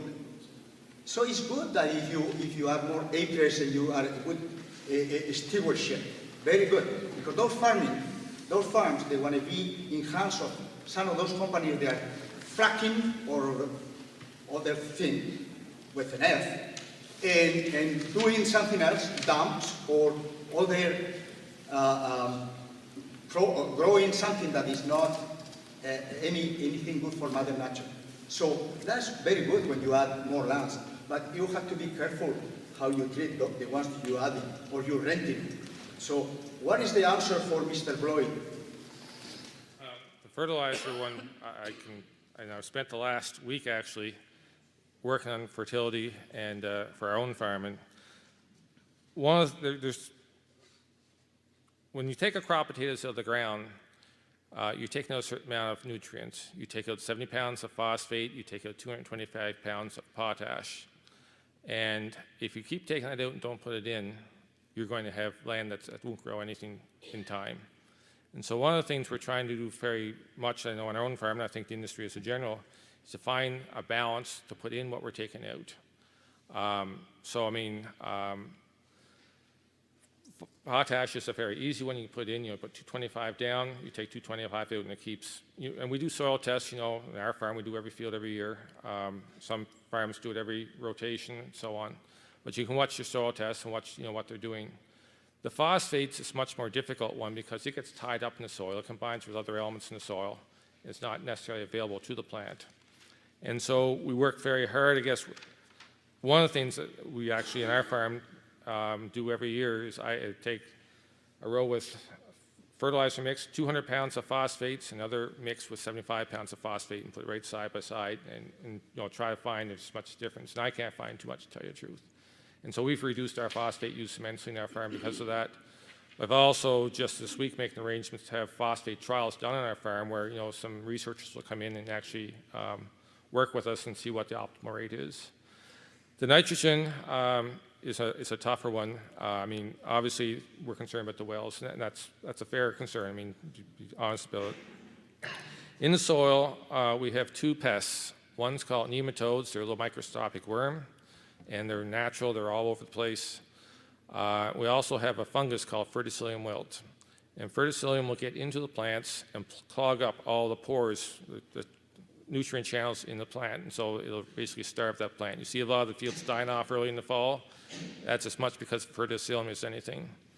And so to try to get enough nutrients, particularly nitrogen, into the plant to get up to the top of that plant, we end up finding we're putting more in the ground because these verticillium and nematodes are there in the soil blocking it going into the plant.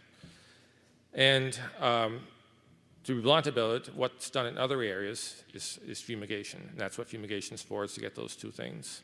On PEI here, we have very porous sandstone going down to our water table. And as a potato industry, we've asked for research to be done and see if this is viable to put fumigation on, but we've not asked for fumigation until that research is done. We want to know if it is or not.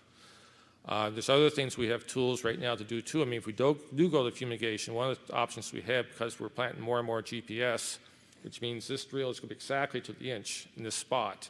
We can go and fumigate, 12 inches here and leave the 24 inches in between unfumigated and use a third of the chemical. So there's technologies that weren't there before that we have to look at, and so we're asking for that. We have no other means really of stopping the verticillium and nematodes that we're aware of. All the products basically, there has been some in the past, they're off the market. And again, mostly because of water solubility issues. And so we understand and appreciate that we need to keep these things out of the water table, and that's understood.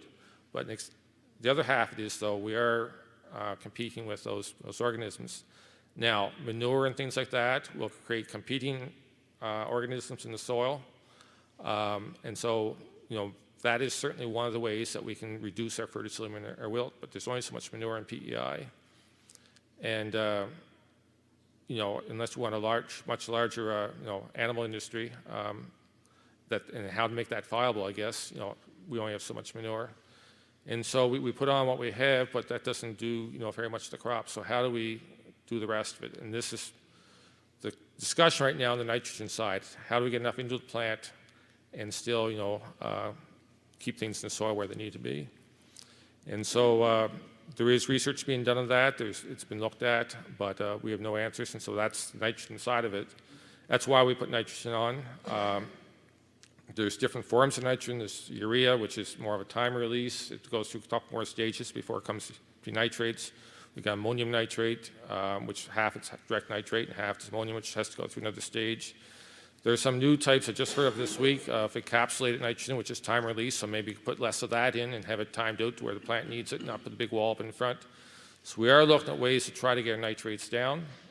It's expensive. I mean, we don't want to put it on. It's expensive. But we do need to grow a crop and keep it green. Our crops are dying too early, and how we reach that balance, I mean, it's an ongoing discussion, and I'm not whitewashing that. That's the facts of the matter. But we are actively working on this, and we have vested interest in terms of financial viability. If everyone is respecting the buffer zones and the riparian zones, there should be no problem.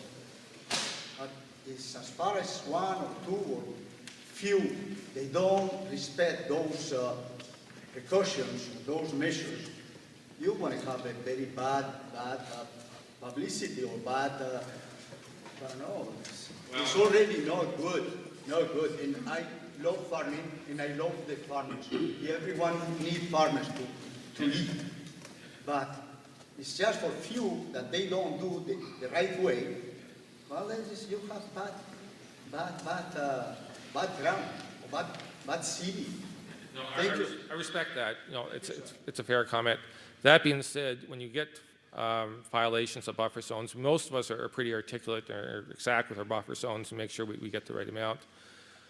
You do get these situations. I mean, you got bulrushes growing here this year. Next year they're out here, right? Your buffer zone's moved, and that's caused a couple of the violations.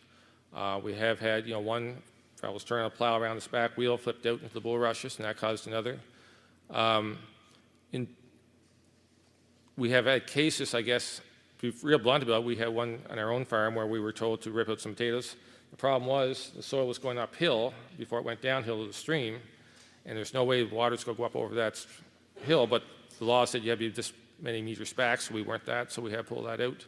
But there was no issues because we knew that embankment there, the water wasn't going to go uphill there. So there's a lot of mitigating factors. I think we, as a generalist in industry, we're pretty compliant with the buffer zone regulations. But there's situations where some people do blatantly do it, not very many. I think less and less. In fact, I couldn't tell you any one grower that does it, but I wouldn't argue if your point went out to me. But most of the cases are more technicalities or situations where we really didn't realize that is where that buffer zone came to. And situations like the uphill issue and things like that, the law says this. It doesn't matter if common sense says water doesn't go uphill, but that's the law, and so that's where the buffer zone is. So that's it. But in the whole, the buffer zone regulations are I have to say almost religiously adhered to as much as we possibly can do. We're doing a good job on that side of it. Question the second row here. Of course, I was just wondering if you could ask our guests if it's come up in any other meetings, the connection between not abiding by rotation and leased land.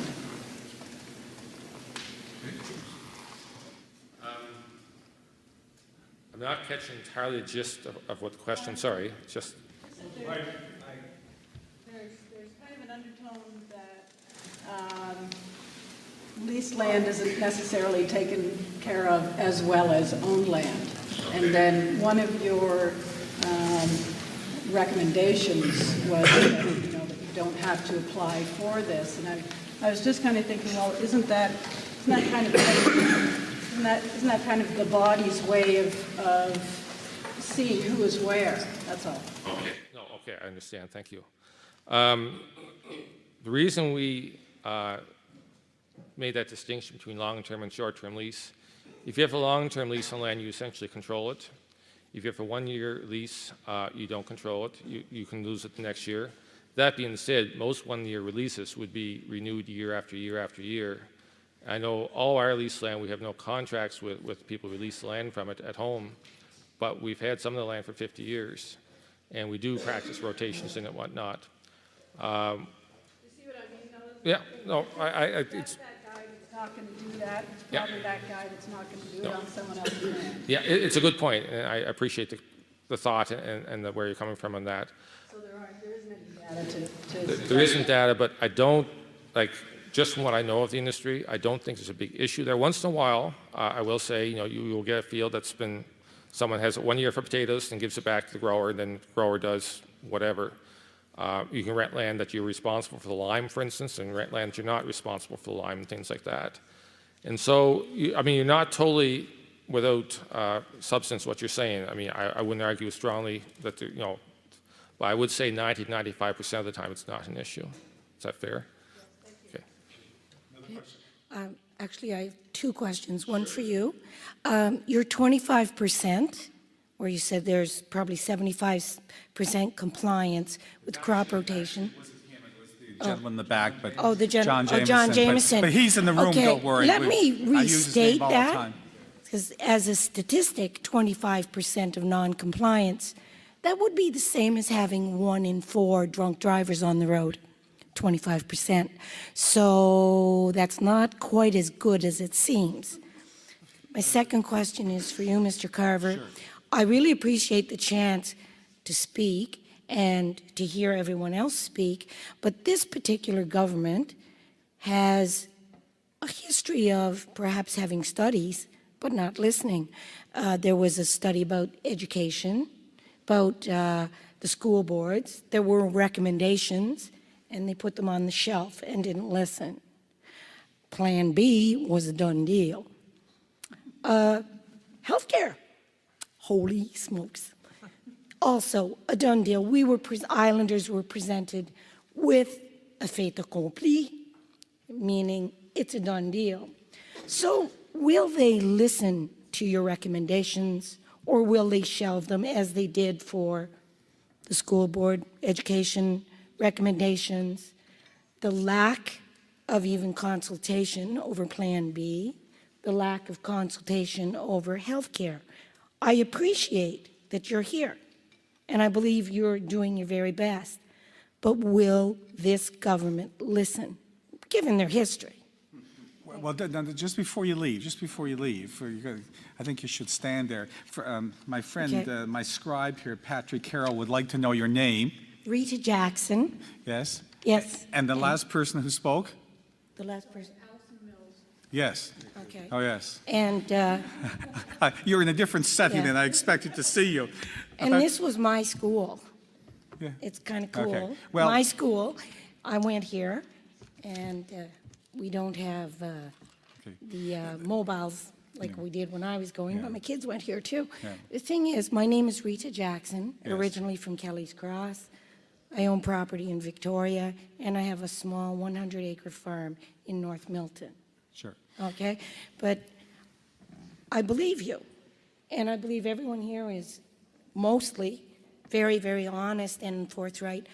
I don't believe that this government will listen to you because they didn't listen to the study about the education, about how they should not consolidate the school boards, and they went ahead and did it. They gave us a done deal, and that's a quote about Plan B. Healthcare, done deal, we're closing hospitals. So will they listen to you? Will they follow your recommendations, or are you wasting your time? And are we wasting our time? And that's my question to you. Well, I hope that you're not wasting your time, because I don't feel I'm wasting my time. I have actually been exhilarated by the process. I guess you don't know me very well. I'm extraordinarily independent. I am extraordinarily independent. I am the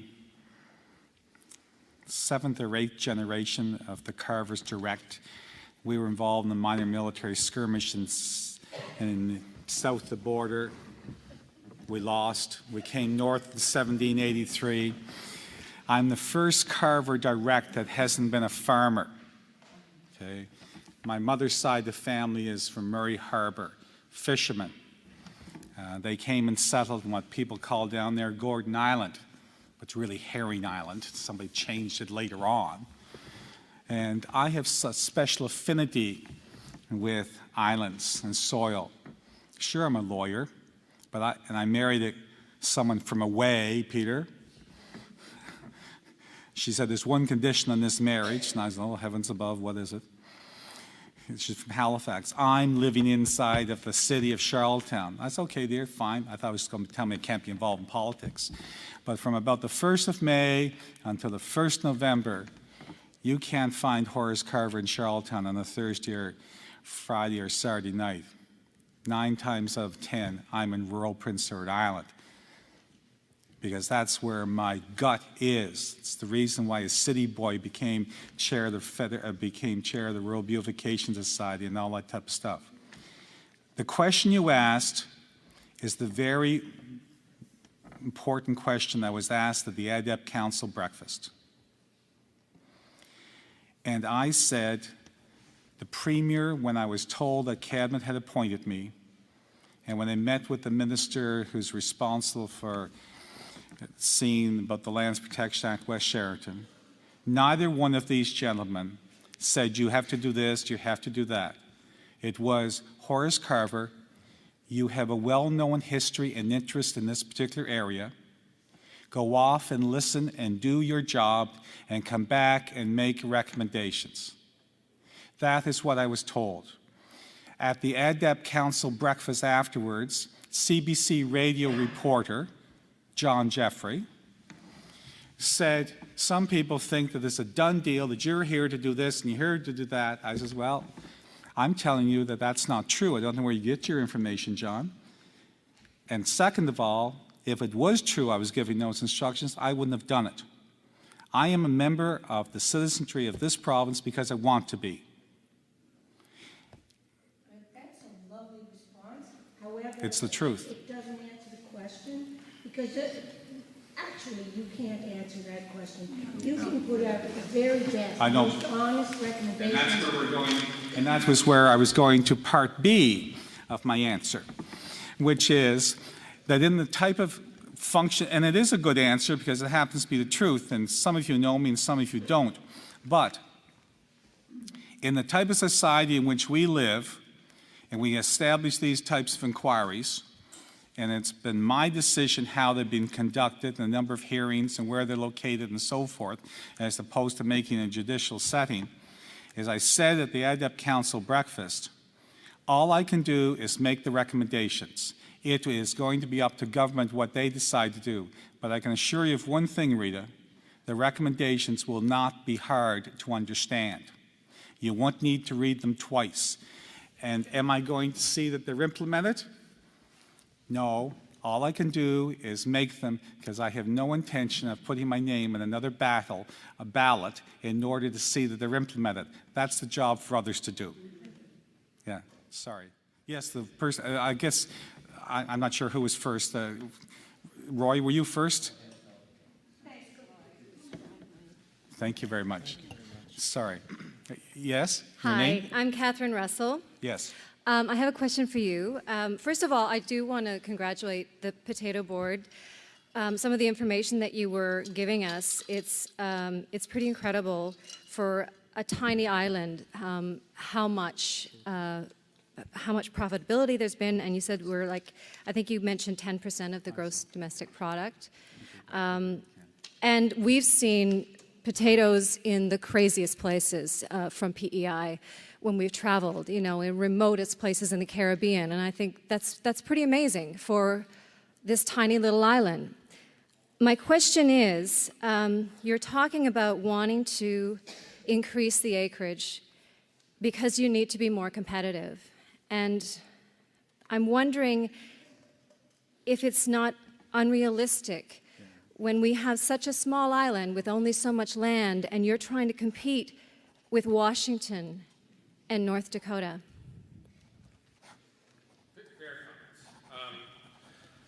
And as I said, we're not all for just wide open change, but we're in for managed change, manage it to make it the best balance. We'll never grow potatoes like to do in Washington State, but we can grow, potatoes that are well known in reputation for quality, coming from a rich red soil. We do have different mineral content here than they have there. Our fryers here are world class, but we have to just keep as much as possible. I mean, there is economics at play here, and we have to realize those. But as has been expressed by a lot of speakers here, I mean, it's a balance. But the economics of it have to be the balance. And we're just fine. One thing I didn't mention, and I should have, one of the things that people run into when they run into these corporate limits, it's often that growers are wanting to work together. They're wanting to team up together so they can share equipment and have a large farm between a number of growers where you get more efficiency. And a lot of these instances where they're hitting land limits, it's a situation like that. I can speak personally. For instance, I mean, I'm here for the PEI potato board, and I don't mean to tell you about Linklater Farms, but in our case, we have 4 partners in our operation, my brother and I, and a cousin-in-law. We're all married, so we have 8 people. We're only allowed 3,000 acres. So, I mean, we can split up and have 8,000 acres if we split up, but together we can only have 3. And that's one of the factors in terms of trying to be more competitive, is to have operations where we're working together with, whether it's family or whether it's 2 neighbors. There's cases on the island here, we know a couple of neighbors have gotten together and created a larger farm and things like that. There is a scale. I mean, the machinery, quite frankly, a 6-row windrower digs more potatoes than a 2-row windrower. And there's scales and there's things like that, that larger operations bring. But it's not all that one person is taking control of all that. It's that often there's people working together trying to make a bigger operation that is more competitive. I don't know if I've answered your question entirely. I mean, certainly, Washington State, the good thing is they still are on the West Coast, and there's still some freight coming east, and so we still have a sphere of influence here where our fries and our potatoes can go cheaper than theirs. But it is shrinking, and we just need to find ways to grow more per acre and to do a better job and just to keep our costs down so we can feed people. I mean, we are in feeding people business. I mean, there's a lot of people in the cities, they don't have gardens, they don't have fields. I mean, we've hearings here, I mean, it's been mentioned several times about, a lot of the world being fed by smaller farms, whatnot. And true, I mean, it is. But there's a quality of life aspect too. People are looking for a better quality of life. And so, as we've seen in North America, as our quality of life has gone up, less of us are growing more food. Other people are doing other things. And in general, our society experiences a higher quality of life because of that. And that's just part of that playing out. Can less of us grow more food to feed the rest doing other things? It almost comes down to that. So I'll stop there unless you have I don't think I'm hitting home with you, sorry. So straighten me out what you'd like me to answer. I'll be as direct as I can, but that's kind of the roundabout answer anyhow. I understand your answer. I think one of the things that you talked about at the beginning, though, in your answer, was something that maybe the focus should be more on, is the uniqueness of what PEI has to offer as far as our potatoes are different. That is something, rather than the quantity, that maybe it's about the quality of what we're producing. And if we're producing it with clean soil and we're not stripping the land and we're not taking too much of the land, and we're also, then we're a prize. Then what we're offering is something really special, rather than trying to compete with everyone else. Well, that's exactly where we're at, quite frankly. I mean, as I said through the presentation, we're not here to destroy the land. We're here to make the land sustainable. I mean, it doesn't have to be a small farm, doesn't have to be a big farm. Both types of farms can be very sustainable on a piece of land. On our marketing campaign, we've got a great marketing girl called Kendra Mills, and she's doing up a lot of marketing for us. And one of our keys is that uniqueness of PEI. That's going to be our core of our marketing plan. Because we're not, if you go to Ontario, we're not close to home to Ontario growers by some definitions. We're close to home in that we're in the same country. We're not, on PEI here, we don't have people eating this many potatoes. We have a lot of fries made here. That's one of our local customers. But we do, when we go away and market it, we say, look, these potatoes come from a very special place where the soil is rich and it's red and has more minerals and gives you a better product to take home to your family. And so I agree with your, I think we're actually very much on board with what you're saying there. That's what our advertising campaign and our goal is. I mean, we do want to keep sustainable farms here. Fair. Roy, you're... Yeah, I just had a question actually to Horace. Okay. Well, before we get to Horace, are there any more questions directed to the potato board? You have, okay, Tim, you have a question to the potato board, do you? Yes, Chair, I'd like to ask Gary. I was shocked at the PEI Agro Alliance to see how profitability had dropped in the last 10 years, and I asked Tyson to get me an explanation. Now, you've touched on it, Gary, but again, I think that's one of the very fundamental questions, because as you know, up to the year 2000, we probably led Canada. Well, the study I see we did in terms of wealth creation in agriculture, margins and all the rest of it up to about 2000. What has happened in the last 10 years? Like, I'm looking at an income statement for a potato farmer and I say, well, you know, if that's higher here, it'd be higher in New Brunswick and so on and so forth. So what is the explanation? You mentioned yield. What about price? Are we getting a lower price, or what do you think is going on? There's a number of factors, and I'm certainly not an expert in them all, but there's several things that have happened over the last 20, 30 years. Again, we're far away from markets. We have a transportation cost. There used to be a westbound freight subsidy paid 1/3 of the cost of all the potatoes going to Toronto or Montreal. And that was removed, and that's just like moving Toronto 400 miles farther west. It was a big hit. The growers in Ontario used to be growers that would grow potatoes, have them all to market by November. When PFYN hit here a number of years ago, we couldn't ship to the rest of Canada for a period of time, and there was a drought of potatoes. And the growers in Ontario during that period of time learned that they had, if they wanted to, they could market their potatoes year-round. And they built a lot of storages and packing plants and got much more competitive. So we were put at a disadvantage at that point in time. We also used to have a 65-cent dollar going down to U.S. Now it's close to par, 98.4 today, I think. That's been a big hit. I know when that hit, we were shipping on our farm a lot of red potatoes south, and it's just like hitting a brick wall. When that went to $1, it just stopped short. So some of those things have changed, and yes, I mean, because of that, and because of our distance to market, and because we're not getting enough yield, we got to figure out why, and what we're doing that's not bringing that yield, and probably the rotation part is a piece of it. We should be watching the rotations a little tighter, but alternate crops that we can get cash off and things like that in those off years, that's all part of that, but it's not the total answer. Anybody no, David, I've heard you for quite a few meetings, and I'm sorry, I'm going to put you to a side until later on, please. Anybody else? Keith, have you a question for the potato board? Yes. Okay. Keith Kennedy. My question is that you've identified that the potato board is asking for an increase in land to grow potatoes, and you mentioned here tonight that you also said that you were very concerned about the water table and the effect that potatoes have on the water related to nitrates. I would assume that you're also aware, because of nitrates and the health factors that are concerned with nitrates, that by you asking for an increase of land use, that you're also aware that you would be dumping more nitrates into our water table.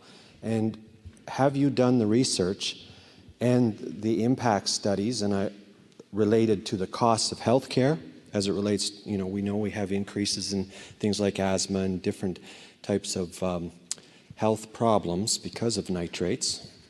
Have you done your research to know that when you ask for this increase in potato production, that it's going to have an impact on the people of Prince Edward Island, not necessarily who grow the potatoes or eat the potatoes, but actually live around the potatoes and that drink the water that come from the nitrates? And if so, if you've done your research, have you given that research so that you can justify an increase in land and justify the cost that it's going to be with health care as it relates to our families. And that, to me, is a very important question that every politician should be able to look me in the face and say that the reason why we're increasing the land use and the input of nitrates, that we're not taking into consideration the health of the people. And that, to me, is a big concern.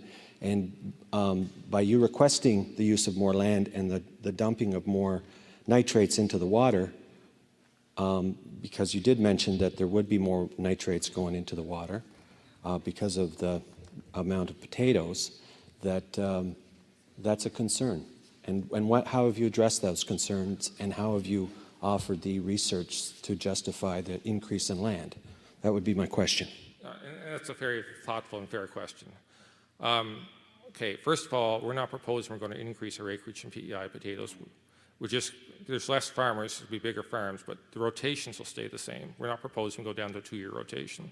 In fact, I'd like to see, if anything, rotations go up as we have more alternative crops, and as we have ability to have enough acres to properly rotate. So the land going to large limits will have no impact in that terms of how we farm, in terms of putting more nitrates down in that respect at least.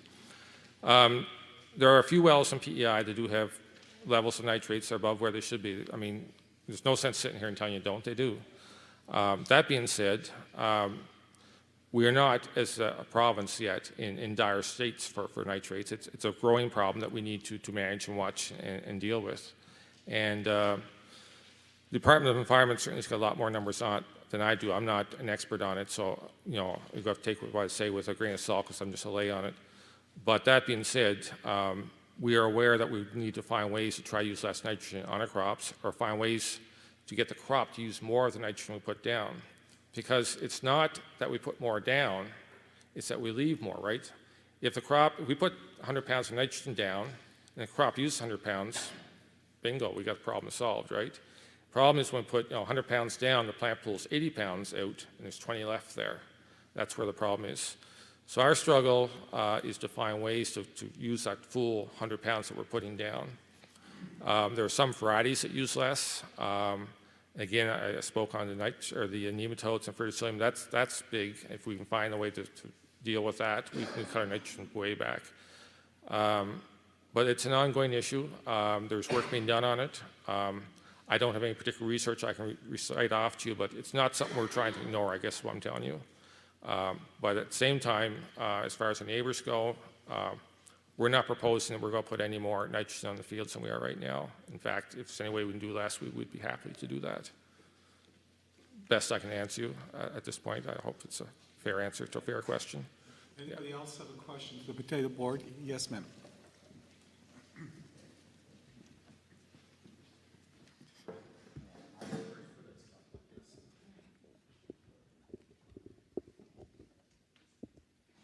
How's that? All right. My name's Marion Copelston, and I live in Bonshaw. There were a couple of points that you brought up that I'd like to address. You said that because of the environmental stewardship issues that took some land out of production, and that was one reason for wanting more land. But I understood that the land limits applied to land that was in production. So if it's taken out of production for buffer zones and whatnot, is it still counted in your amount? At the present time, even though it was recommended in 1 or 2 reports that you only count arable land, at the present time, all lands are counted, and in order to have them exempted environmentally, you have to do one of 2 things. You have to apply under the Special Environmental Protection Natural Area and get the land out like the Island Nature Trust did, Marion. Or you have to apply through a process that's a little bureaucratic to get wetlands and marshlands and woodlands out. And the government put that in a couple of years ago. And unfortunately, that regulation hasn't been utilized very much. So there's only about 10 or 12,000 acres have come out of the count for the environmental exemption. It hasn't been utilized the way it should, and there's pretty good reasons why farmers say they can't and won't use it. Okay. I mean, I understand the part about the wetlands and whatnot, but I just wanted to clarify whether the buffers and whatnot, so they're not included. You also mentioned the red tape. You know, I can certainly understand that red tape is a problem, but on the other hand, if you do take the time to fill out those forms and give the information, then that's providing data, it's providing statistics, it's providing records that then can be used for research in any number of ways. And I would put that down to a cost of doing business and being just part of the system, and that it's a useful thing to do. And the same thing with the permission to rent. I think that's also probably a pain in the neck, but it is a way to control and to know who's renting what from whom and why and for how long. And again, you know, too bad. I think it's, you know, it's just useful to have that kind of information. If I could just ask this question to you, since you made the last comment, or anybody else. Initially, the Lands Protection Act, you had to indicate the land you owned, and then land that you leased in had to be counted. Then later on, what happened is the people responsible for the administration of land said that you had to count the land you own, the land you leased in, but that you also could not deduct the land that you leased out. And then there was a court case in the late 80s, and the court case said that that interpretation was wrong, and that if you had to count the land you leased in, but you were able to deduct the land that you leased out. And then a number of years later, the government of the day said no, that you have to count the land that you own, the land has to be counted that you lease in, and you also cannot you have to count any land that you lease out. So that's what they call double counting. And some people are saying, well, I can understand that that would be annoying. It seems to me that who's ever in control farming it should be the one to claim it, Yeah. just because you own it. But if you're not producing on it, then it makes sense to me that the person who's farming it would claim that. So the double counting, I don't think is a good idea. Right. Because, you know, like Rita owns 100 acres of land, and she leases it to Marion, and then Marion leases it to Horace. Well, the way the present rules are that each of us have to count the 100 acres in our reporting. Well, that's 300, but as the guy says, there's only 100 acres of soil, eh? Sure. I mean, I have no problem with that being accounted for in the records, but in terms of who has to claim it for their within their Aggregate limits, total, yes. then who's ever using it should claim it. Yeah. And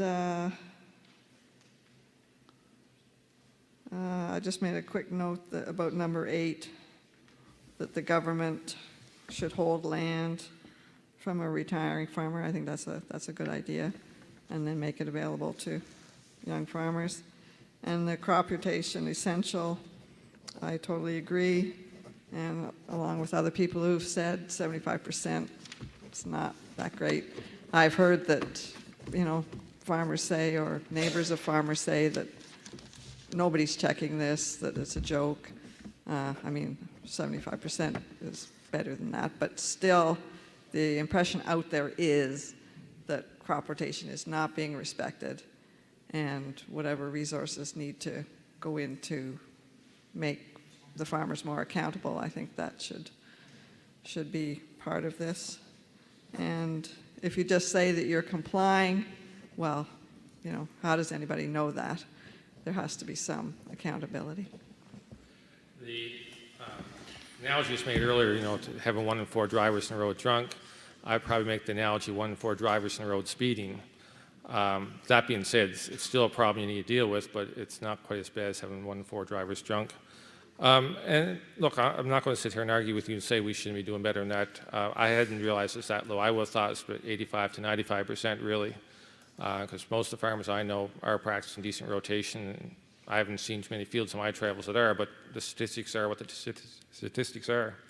And if that's what they are, I'll not argue with it. You know, in terms of the paperwork,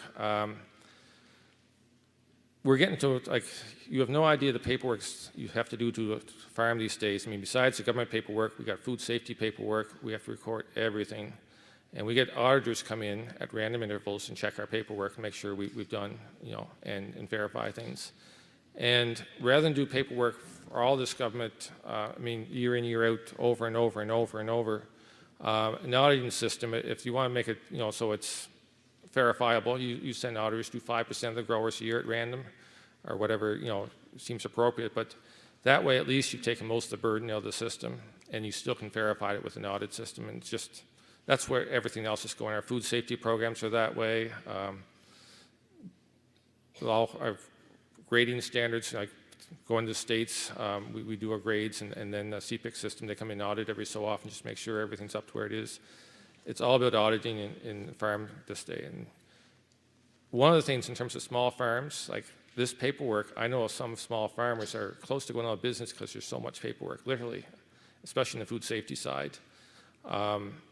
You can't ship to Loblaws, for instance, right now if you don't have all these food safety programs in place. You can't ship to McCain's, you can't ship to Cavendish. If I buy potatoes for our packing line, they come from a grower, he doesn't have a food safety program, there's customers I can't send his potatoes to. And so he's got to sit there, and these are, like, literally, we have manuals that thick with records from the last year, and that's, you know, we have one person, that's all she does is keep records of all the stuff that we're supposed to keep track of. And it's a big burden on the farms, especially the small farms, to comply with that. It's just unbelievable. So this is one we just feel is, you know, it's not really necessary. Maybe someone could use the statistics, but, you know, sorry, I'd like someone else to do the paperwork for them to do that. And as far as making the system so you can verify it, you know, do the audits if you want. Bill Traynor, do you have a question to the potato board? Okay, Bill, come on up so we can hear you.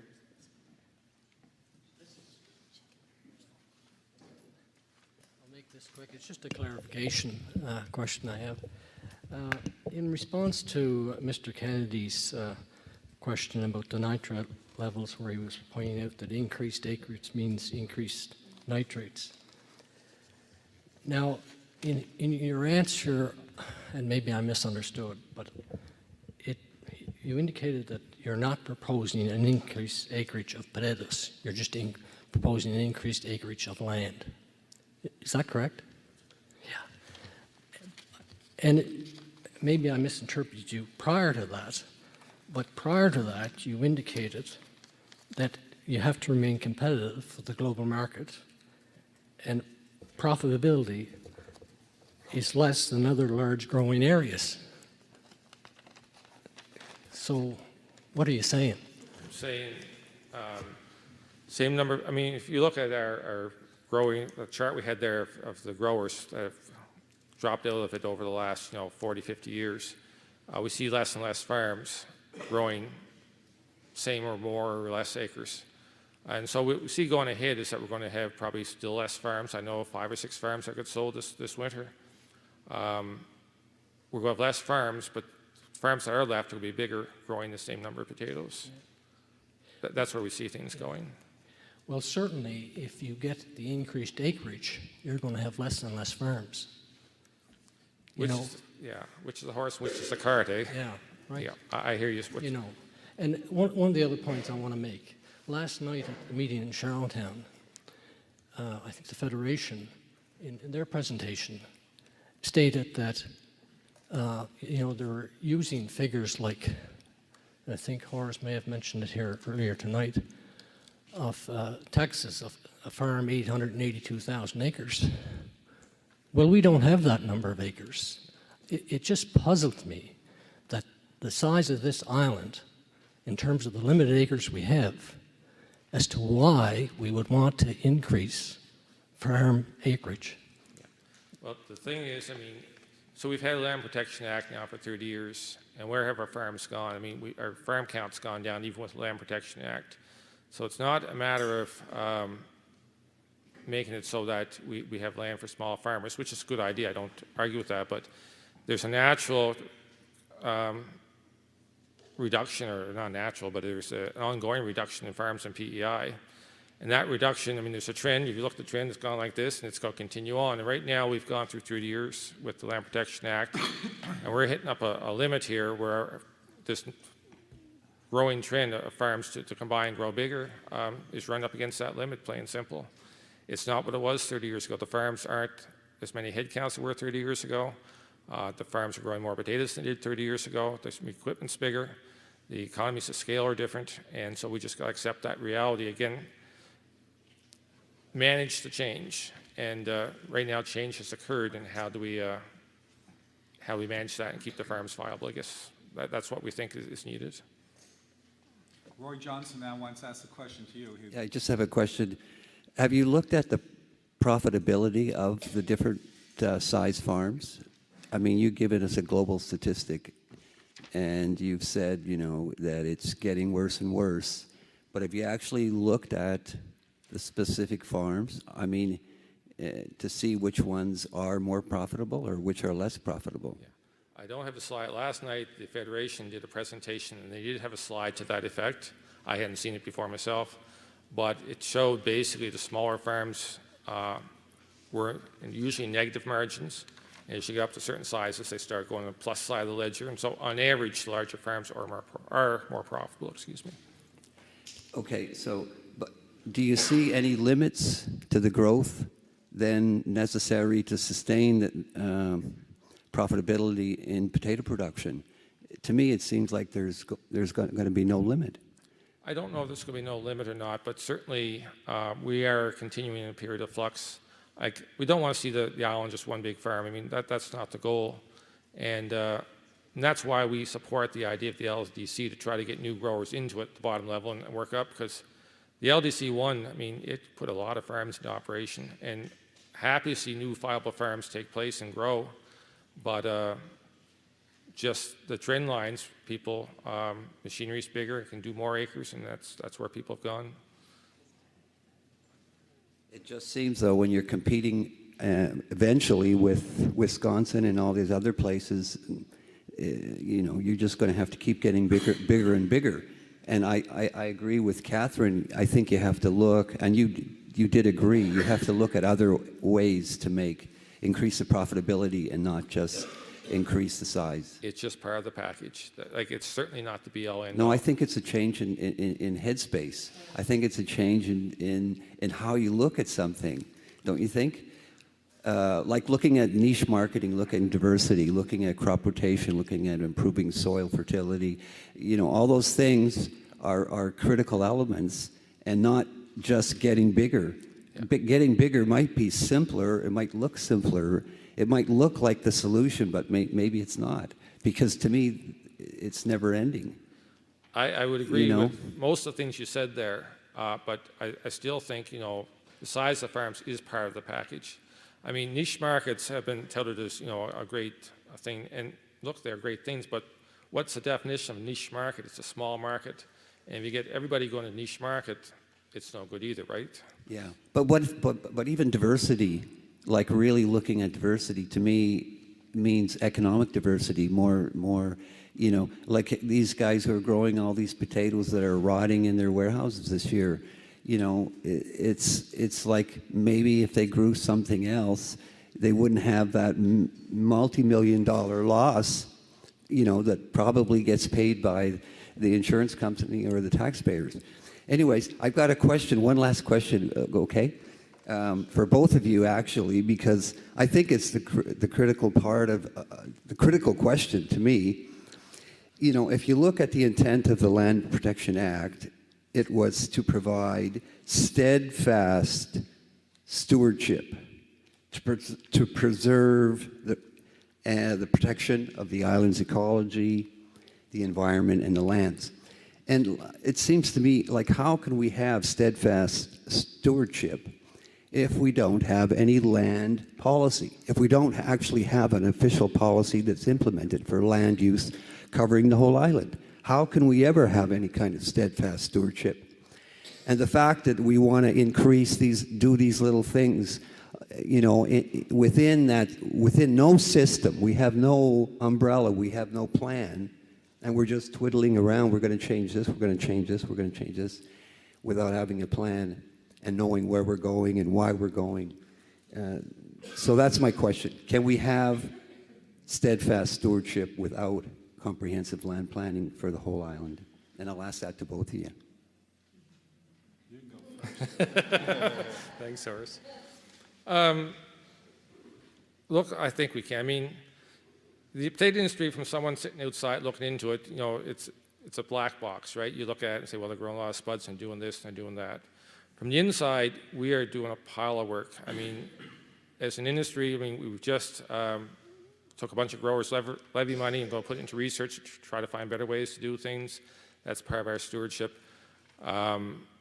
We actively promote, you know, good, sustainable farming practices. We were part of this investigation up at Trout River there, and I think that committee got some really good suggestions, you know, how we can avoid those situations. But nothing's done overnight. I mean, you can tell me we don't do things perfect, and I'll argue with you, or agree with you 100%, because we don't. But we are very, very actively looking at what we're doing, always trying to find better ways, and to the concept of stewardship, of environmental sustainability. Like when that wasn't even, you know, a consideration. I mean, now we talk about it very frequently. We look at, you know, what can we do here to do this, what program we put to do that. And honestly, I've slept in my own bed less than I've slept in a hotel room this year, because we're at meetings trying to find ways, talking with other growers around the country, trying to get organized and find ways to be both sustainable and to be the good stewards. I mean, it's the goal. I wouldn't say we're there yet, but we're sure doing our best to trying to get there. I mean, really we are. I can tell you that honestly from inside the industry. We work hard at that. And there's all kinds of different players in it. Some do a better job than others, but as an industry, we're coming ahead. Best I can answer. If you look, Roy, at the terms of reference in the center there, it talks in about one or two words in the first paragraph, number 1, talks about provincial land use and ownership trends.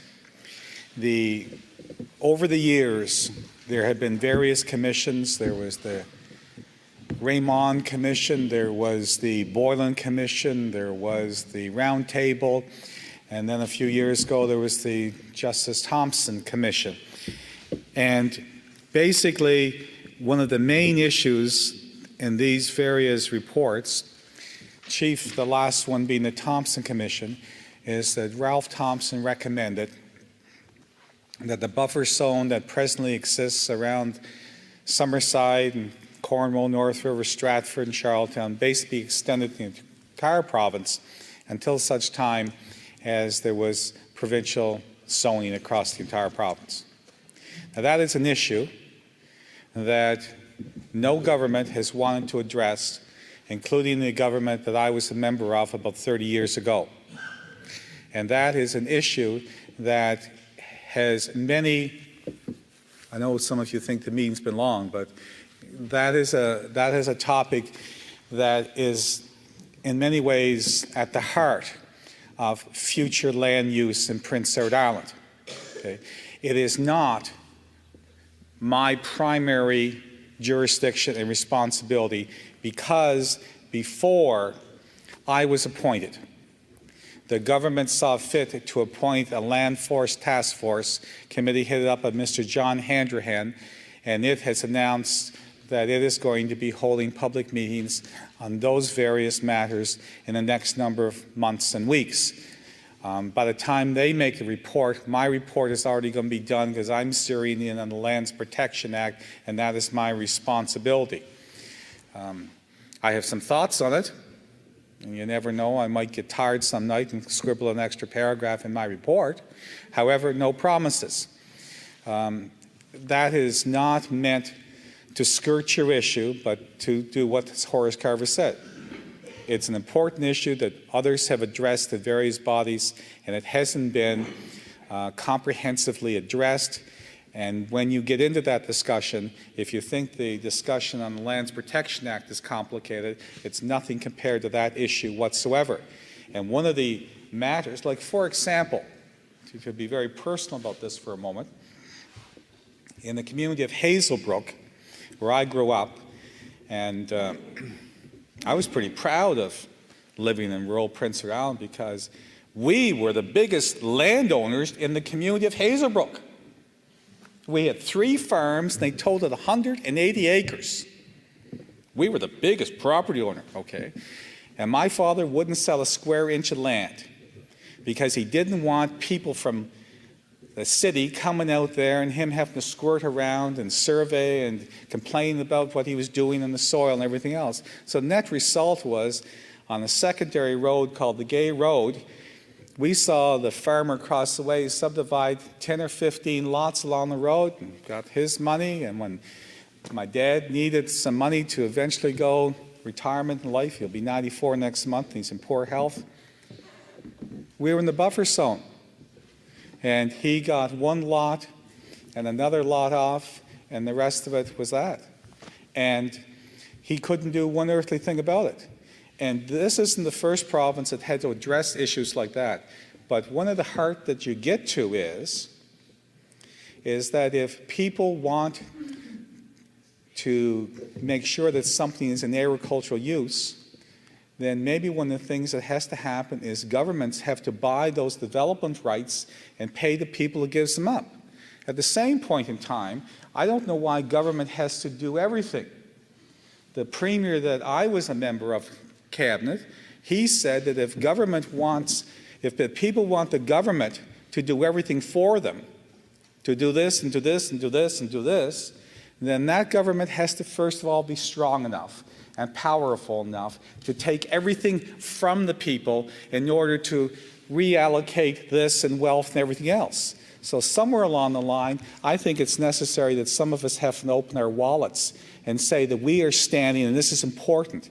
And one of the things that I intend to discuss in my report is that I think maybe the time has come to provide the opportunity in citizens in this province to do something that people did between 1939 and 1945.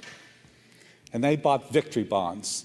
And they bought victory bonds because they believed that they were fighting for principles that were important. And at time, they went and bought them with no hope at all that they would ever be redeemed, because there were in those early years that we were going to lose the war, okay? And are there creative ways that we can do certain things for our citizens, that they can come forth and give some dollars to do certain things, to invest in certain programs, so we can buy certain things and preserve certain aspects of certain parts of Prince Edward Island that are so valuable, that they are priceless, and we're prepared to take some of that stuff out of our wallet, as opposed to just saying to this Minister Crown or that Minister Crown, tax us more and go do it. I don't know, but as you can see, I'm on a bit of a rant, so it's time to stop. Okay. And you guys, I think you're through for now.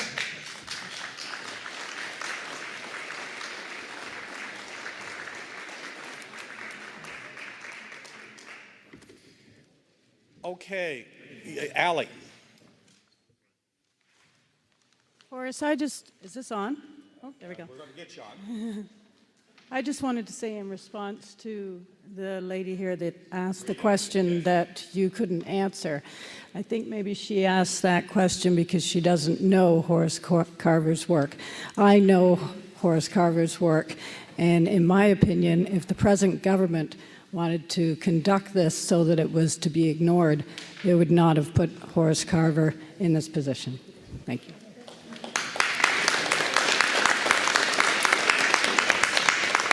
Thank you very much, Allie. I thought it was Allie, but I didn't expect to see you in this setting. I thought that would be probably last night or some other time. Now, you have a comment again, would you like to make? Again? Yes. Yes? I have more than one. Okay. Can you? Pardon me? Can you let me do it? Yes. Okay, thank you. Is what Mr. Johnson comment and supporting his idea very much. Yes. And I want to tell you why. I suffer of being in a country where the big fish when it's hungry, eat the small one. You understand that? Well, that's happened very frequently in Europe, Yes. mainly in most of the countries, particularly the south of Europe. Okay? The small farms, they have better life, they're growing more varieties, they're doing better, they're doing more profits than the big ones. And they have tendency to be small compared with the small ones here. There is no one big there that is as small as the ones here. And they're producing very well. The climate is very comparative with this. Less winter, but less water and less green, what is attracting the clouds and everything. So it's dry. They have one inconvenience. It's very dry. But they managed to do rotation, to do crops that they survive with very little water. Okay. Naturally, because every family, sorry, I just came here because I want to say something and to share with everyone. No. I can be there, but I was ignoring when I raised the hand. Okay, so you let me talking now. Okay? I had to say something. Sorry if my English is not good or I'm talking too high, but I have something to say that I want to share to everyone. Sometimes be big doesn't mean be very good or better. The south of Spain is suffering of that. Before, there were only about 20 families who owned the whole south of Spain, middle south. There were cortijos, what it means ranch, big ranch or big farms. I don't know how you call in English that, but huge. Yeah. Only Franco and the French, they go there for hunting and having the bulls, fighting bulls there free. They don't grow nothing. That was putting down the economy of all the Spaniards, where they work very hard in a small parcel like this place, this gymnasium. They had to make a living sometimes with a smaller parcel than this. I know that. In generation, they divide to every son or every member of the family the farms. So they're getting smaller and smaller. Doesn't mean that they are bad. They are bad the ones that came and they buy properties where they were, retired people or people they don't have kids and so, and that's belong to somebody else. The big ones, they belong to somebody else. But the ones, the parents that were sharing the properties, they were giving again life and way to make a living because they found something else that they were more productive, like the growing saffron from the crocus that's producing very little. And that can be produced here. It's a tubercle. It's like the potatoes, like the tulips. Why they don't try, the farmers? Why they don't try to grow saffron? It's a crocus. They grow lots of tulips in Pownell and Waterside and Mount Mellick, right beside Hazelbrook, and I buy them all the time. Yeah, well, maybe they should put some more farming less farming potatoes and more tulips. Tulips, I think, is a potential buyer for that, yeah. Or any other crop. I can say that, or like champ, is the family of marijuana. That is a plant we're producing a lot. Medical seeds. The oil is fantastic for ladies to do manicure. And the plant itself can be doing fibers. Would it be possible that you could put a few of your thoughts on paper and send them to me? I only get your name, sir, when I was coming here. I was not prepared like the most of the people that were here. Okay. But it's just that the evening is starting to get late, yeah. And I see a significant amount of people are leaving. And yes, I know, sir. I know. Okay. I know. Maybe some people they don't want to hear something like this. No, it's not. It's not. I'm going to give you my card, and perhaps you. No, one more thing. I said I have one more thing to say about the shore land. Okay. That's another thing I'm living here. I'm living in Victoria by the Sea in the shore front. Yep. I had to move from there. I had no good water. Why? Because my well is in a farm. I have an easement. I have the rights to get water from there, but they don't want it. Okay, that's far. But I want to move to a better place, in the shore, in a better view. I have a fantastic view. Somebody told that is the best view in PEI. I don't believe it completely. But sunset and everything. I have no water. How I can do with that? I have no water. So if I buy something, I want to be in one of the best on PEI can I found. So the same, the people they come in here to invest. You think they want to invest in a dump or in a marsh or something where it's not, or in a place where it's not service? No. So that's why all the land in the shore is so attractive. And talking about merit, Boyd, it say poverty. Poverty is what is the cancer here. Poverty, this PEI is the poorest province in Canada, and that's proven. It's proven, and it's very clear. They went somebody to Geneva, Switzerland, and they say that, and that's true. That's true. But I don't know if you guys don't accept somebody investing from far or from away. I'm from away. I'm living here. At one time, we all came from away. Yes, yes, sir. That's good. I heard once somebody told in a meeting where they say, "Oh, you from away. In 2 days, you want to do more here than we in 20 years." I said, "Oh, that's your way." But somebody say everyone is from away. When somebody told you if you are from away, say even Jesus, he was from away. I say, "Oh, what? Okay, I didn't know him, but I believe that." Okay, that's an insult. I'm living here for 25 years permanently. In 5 years, I was just traveling because I have a cottage here. So I'm from away. I know my English is not good. I'm sorry for I am. But I'm pretty sure that nobody speaks French as I do, or Spanish, or Italian, or other language. Your English is But, fine. yes, okay. So if somebody doesn't understand, can ask me, or I can do a drawing. But that's not a reason to say you are from away, and again, you are from away. What is your accent? Where are you coming from? Italy or? Well, I don't mind anymore about that. But anyway, coming back to poverty, we don't have to. It's good to have regulation and not people just buy because they have a lot of money, all the shore. But we need investors too. We need somebody who invested. Okay. Thank you. I don't know where we want to have more and more poverty. Yeah. I'm sorry. One of the things that I've enjoyed at the meetings is the opportunity to meet people after the meetings informally. And I've just lost a lot of people in the last period of time. And yes.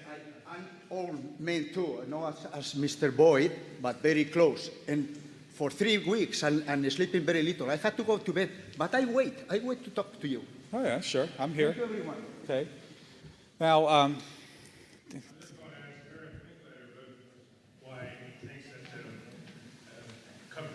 growing a hay crop is a waste of time, or I took that what he said. Growing a hay crop doesn't return any cash.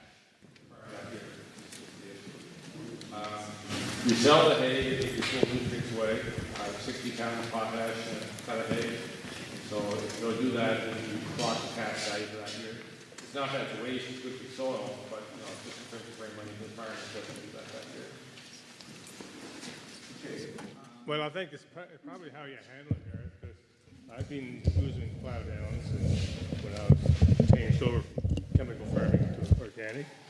And I did find that if you plow down green manure right with a moldboard plow, it's a toxic in the soil.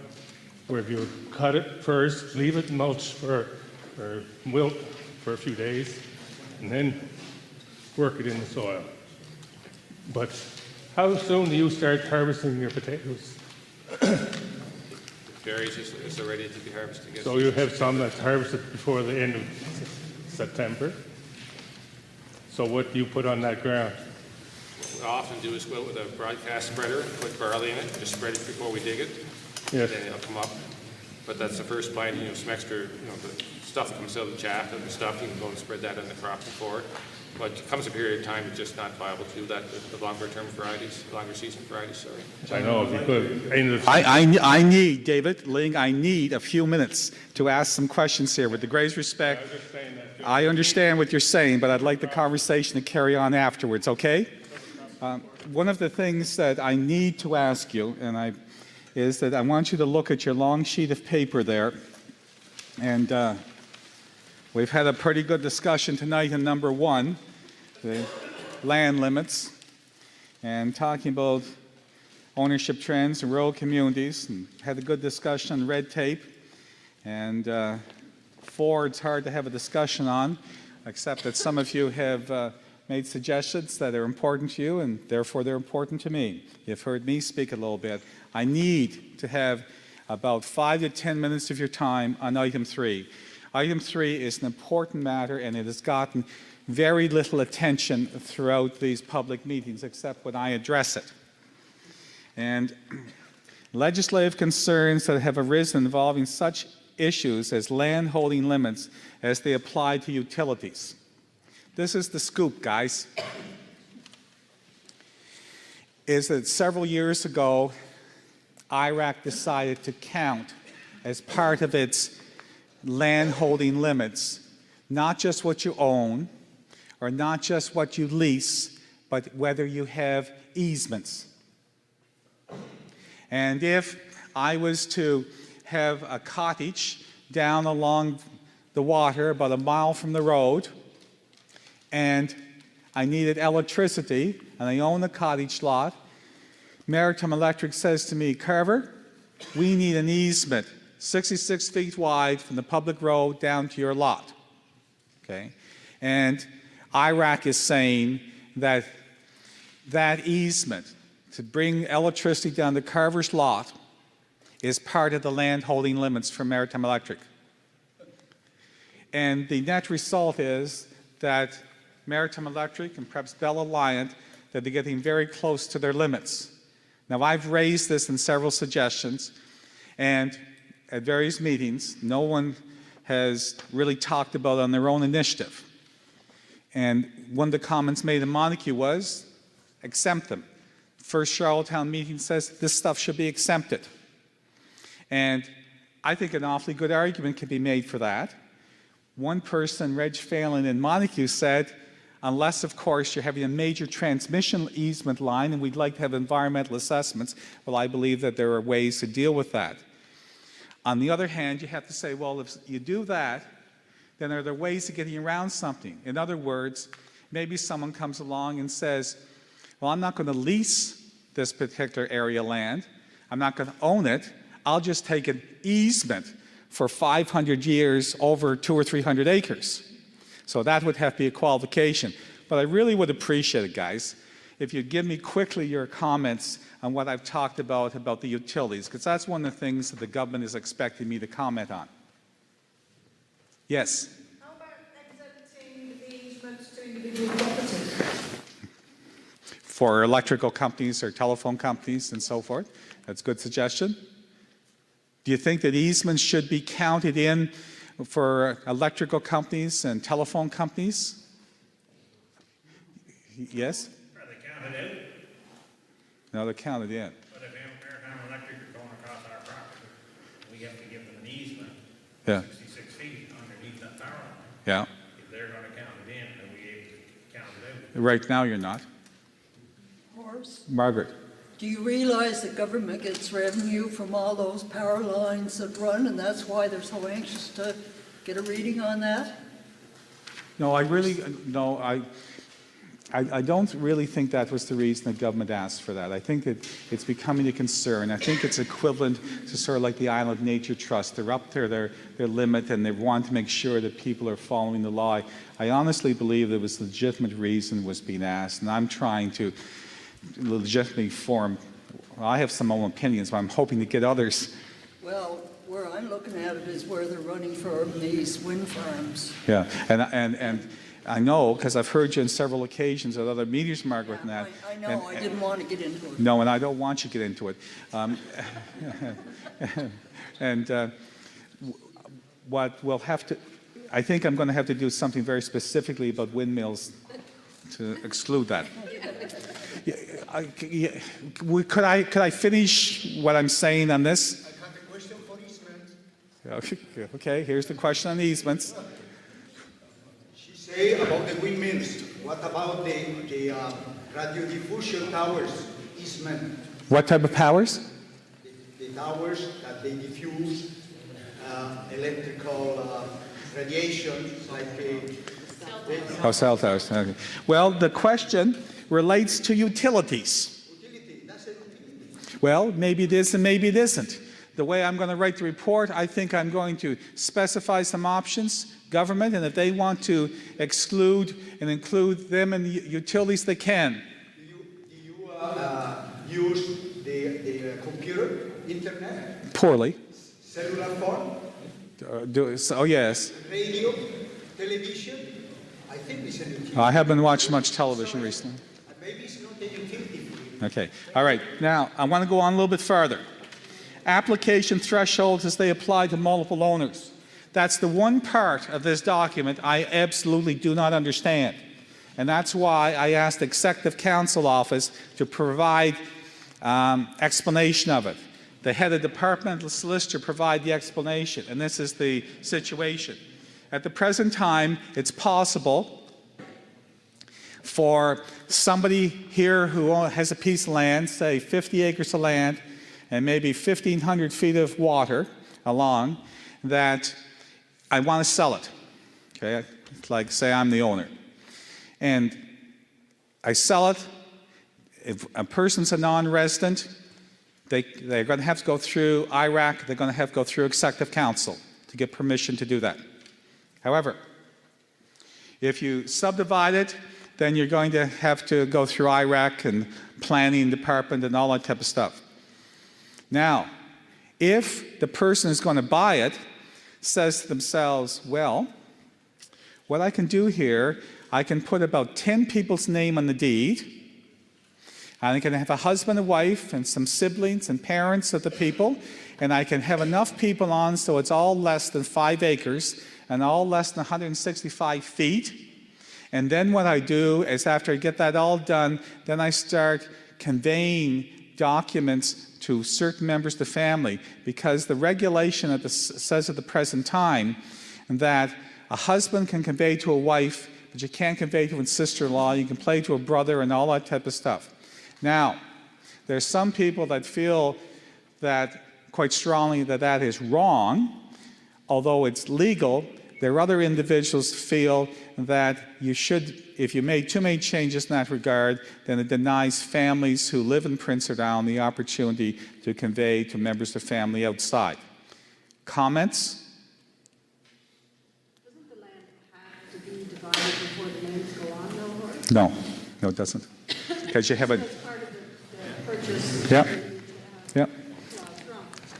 They could all be on the alley, they could all be on the deed. Was the wording you said a husband can convey to a wife? Is that the actual, is it husband and wife? Well, the actual wording is something like this, Catherine.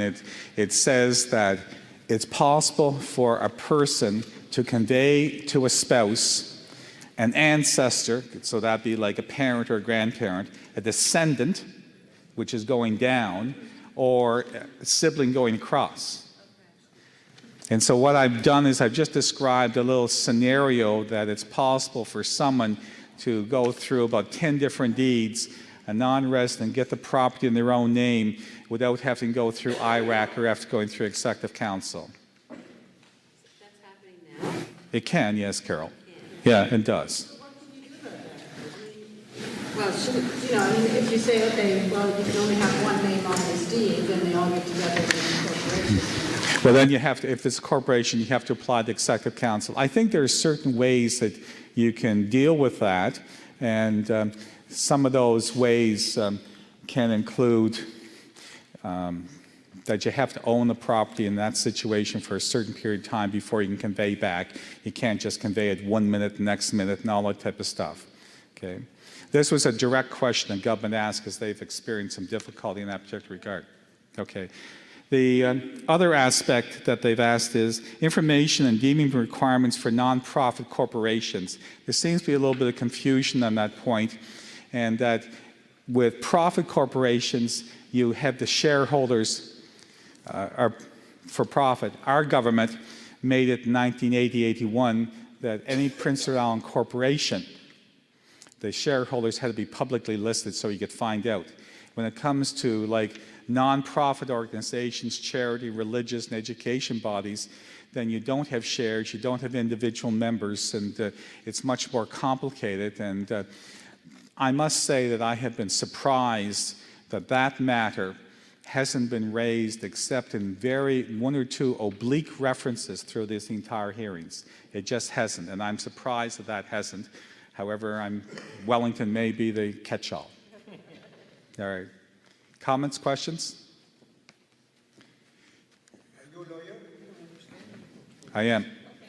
So part of that problem is the lawyers. No, I understand that you and Christ are of the same opinion about lawyers, but I'm going to call it off at that.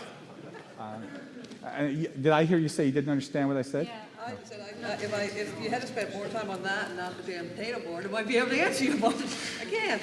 So it doesn't make any sense to me because I only own a little bit of land and I know nothing about owning land. Well, the reason I allowed the audience to spend a lot of time on the potato board is because I've heard so many opinions a certain way, and if I didn't have the other opportunity, and I was trying to provide you people the opinion. So that's the reason I did that, okay? And now on this particular point is that if you were to read certain journalistic magazines in Prince Edward Island, you will see that there's some concern about various nonprofit organizations owning land. Okay?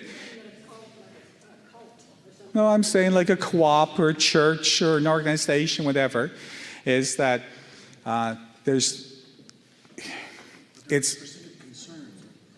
well, there apparently were. Executive Council asked me to deal with it, and I'm not hearing any specific concerns. So maybe that's my answer, Ms. Doherty.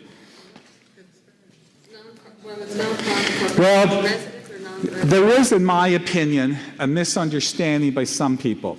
I think that some members of the public thought that you could just incorporate a nonprofit organization, and therefore you could get land and you didn't have to go through the rules and regulations. Such is not the case. You have to go get IRAC approval and Executive Council approval more than 5 acres. That's a given. So I think that takes concerns. And I think it's going to require just a little bit more explanation and education in that particular regard. The Nature Trust, they got their situation because they applied natural sensitive lands that got them exempt and so forth. Now, the note of paper that have just been passed says this: alarm goes off at 11 o'clock. And don't pay any attention to the clock. It's about 20 to 11.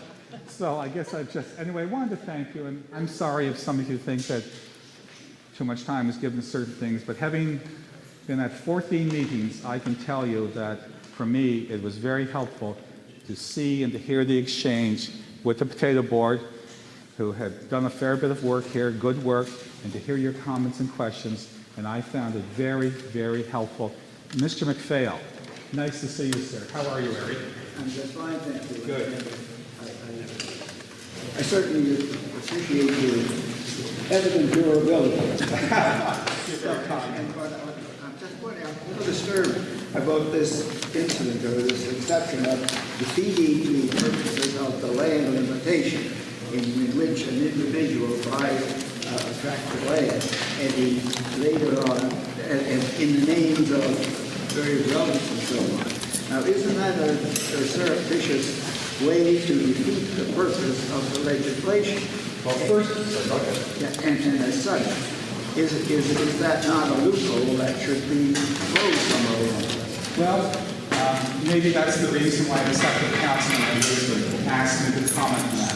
I can tell you, as I was very involved in this statute when it came into existence in 1982, and this statute has changed a lot. It's changed a lot. The issue now is that it was much easier for farming corporations not to be involved with certain regulations and rules at the time. Now, they have to be. One of the big concerns in '82 was the island resident who wanted to give land to members of their family without having to go through this expensive process when that member of the family lived outside PI. That, for years, was what that rule and regulation was. But someday, a lawyer looked at it and said, it doesn't say that you have to be a resident of the province in order to do the conveying. And that is the difference in the change. So what I described by having 10 non-residents on a deed and then going through about 10 different deeds, you can get down to 2 people, Eric, non-resident. So that doesn't become an issue for Prince Edward Island residents. If you're here 183 days, we can put 20 people on the deed because we're each allowed to own 1,000 acres of land. And we didn't have enough time to get into my other pet question tonight, which is, why does a non-farmer, Horace Harbour, need to own 1,000 acres of land? Charles, I ask it all the time, but we didn't get into that tonight. Come to Wellington. Come to Wellington. Come to Wellington. Danny said it 2 o'clock. But, I'm not sorry. But what concerns me, Eric, and I've said this several times, can I just have this? I'm going to run this out to whatever. There was an article in the Globe and Mail, February 25th, 2013. International billionaires are forking over tens of millions from New York's latest in ultra high-end living as a hedge against uncertainty, and then many are newly unseen. And it listed these apartments. And in May of 2012, there were 2 condos in New York City that each sold for $90 million. That's $180 million. Okay? And this is the comment that I made earlier. The people who hold different opinions about this land issue in this room and in other rooms in the province aren't our enemies, aren't our folks. The people we need to be most concerned about are the people who had $180 million to buy 2 condos in New York. Okay? And I can tell you, I made a statement in a couple places.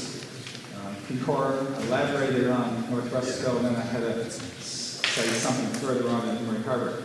Is that if you came to me and said, here, Horace Harbor, is $180 million deposited to your trust account, and I want a plan to buy as much land in Prince Edward Island without going through IRAC or accepted council, what's the plan?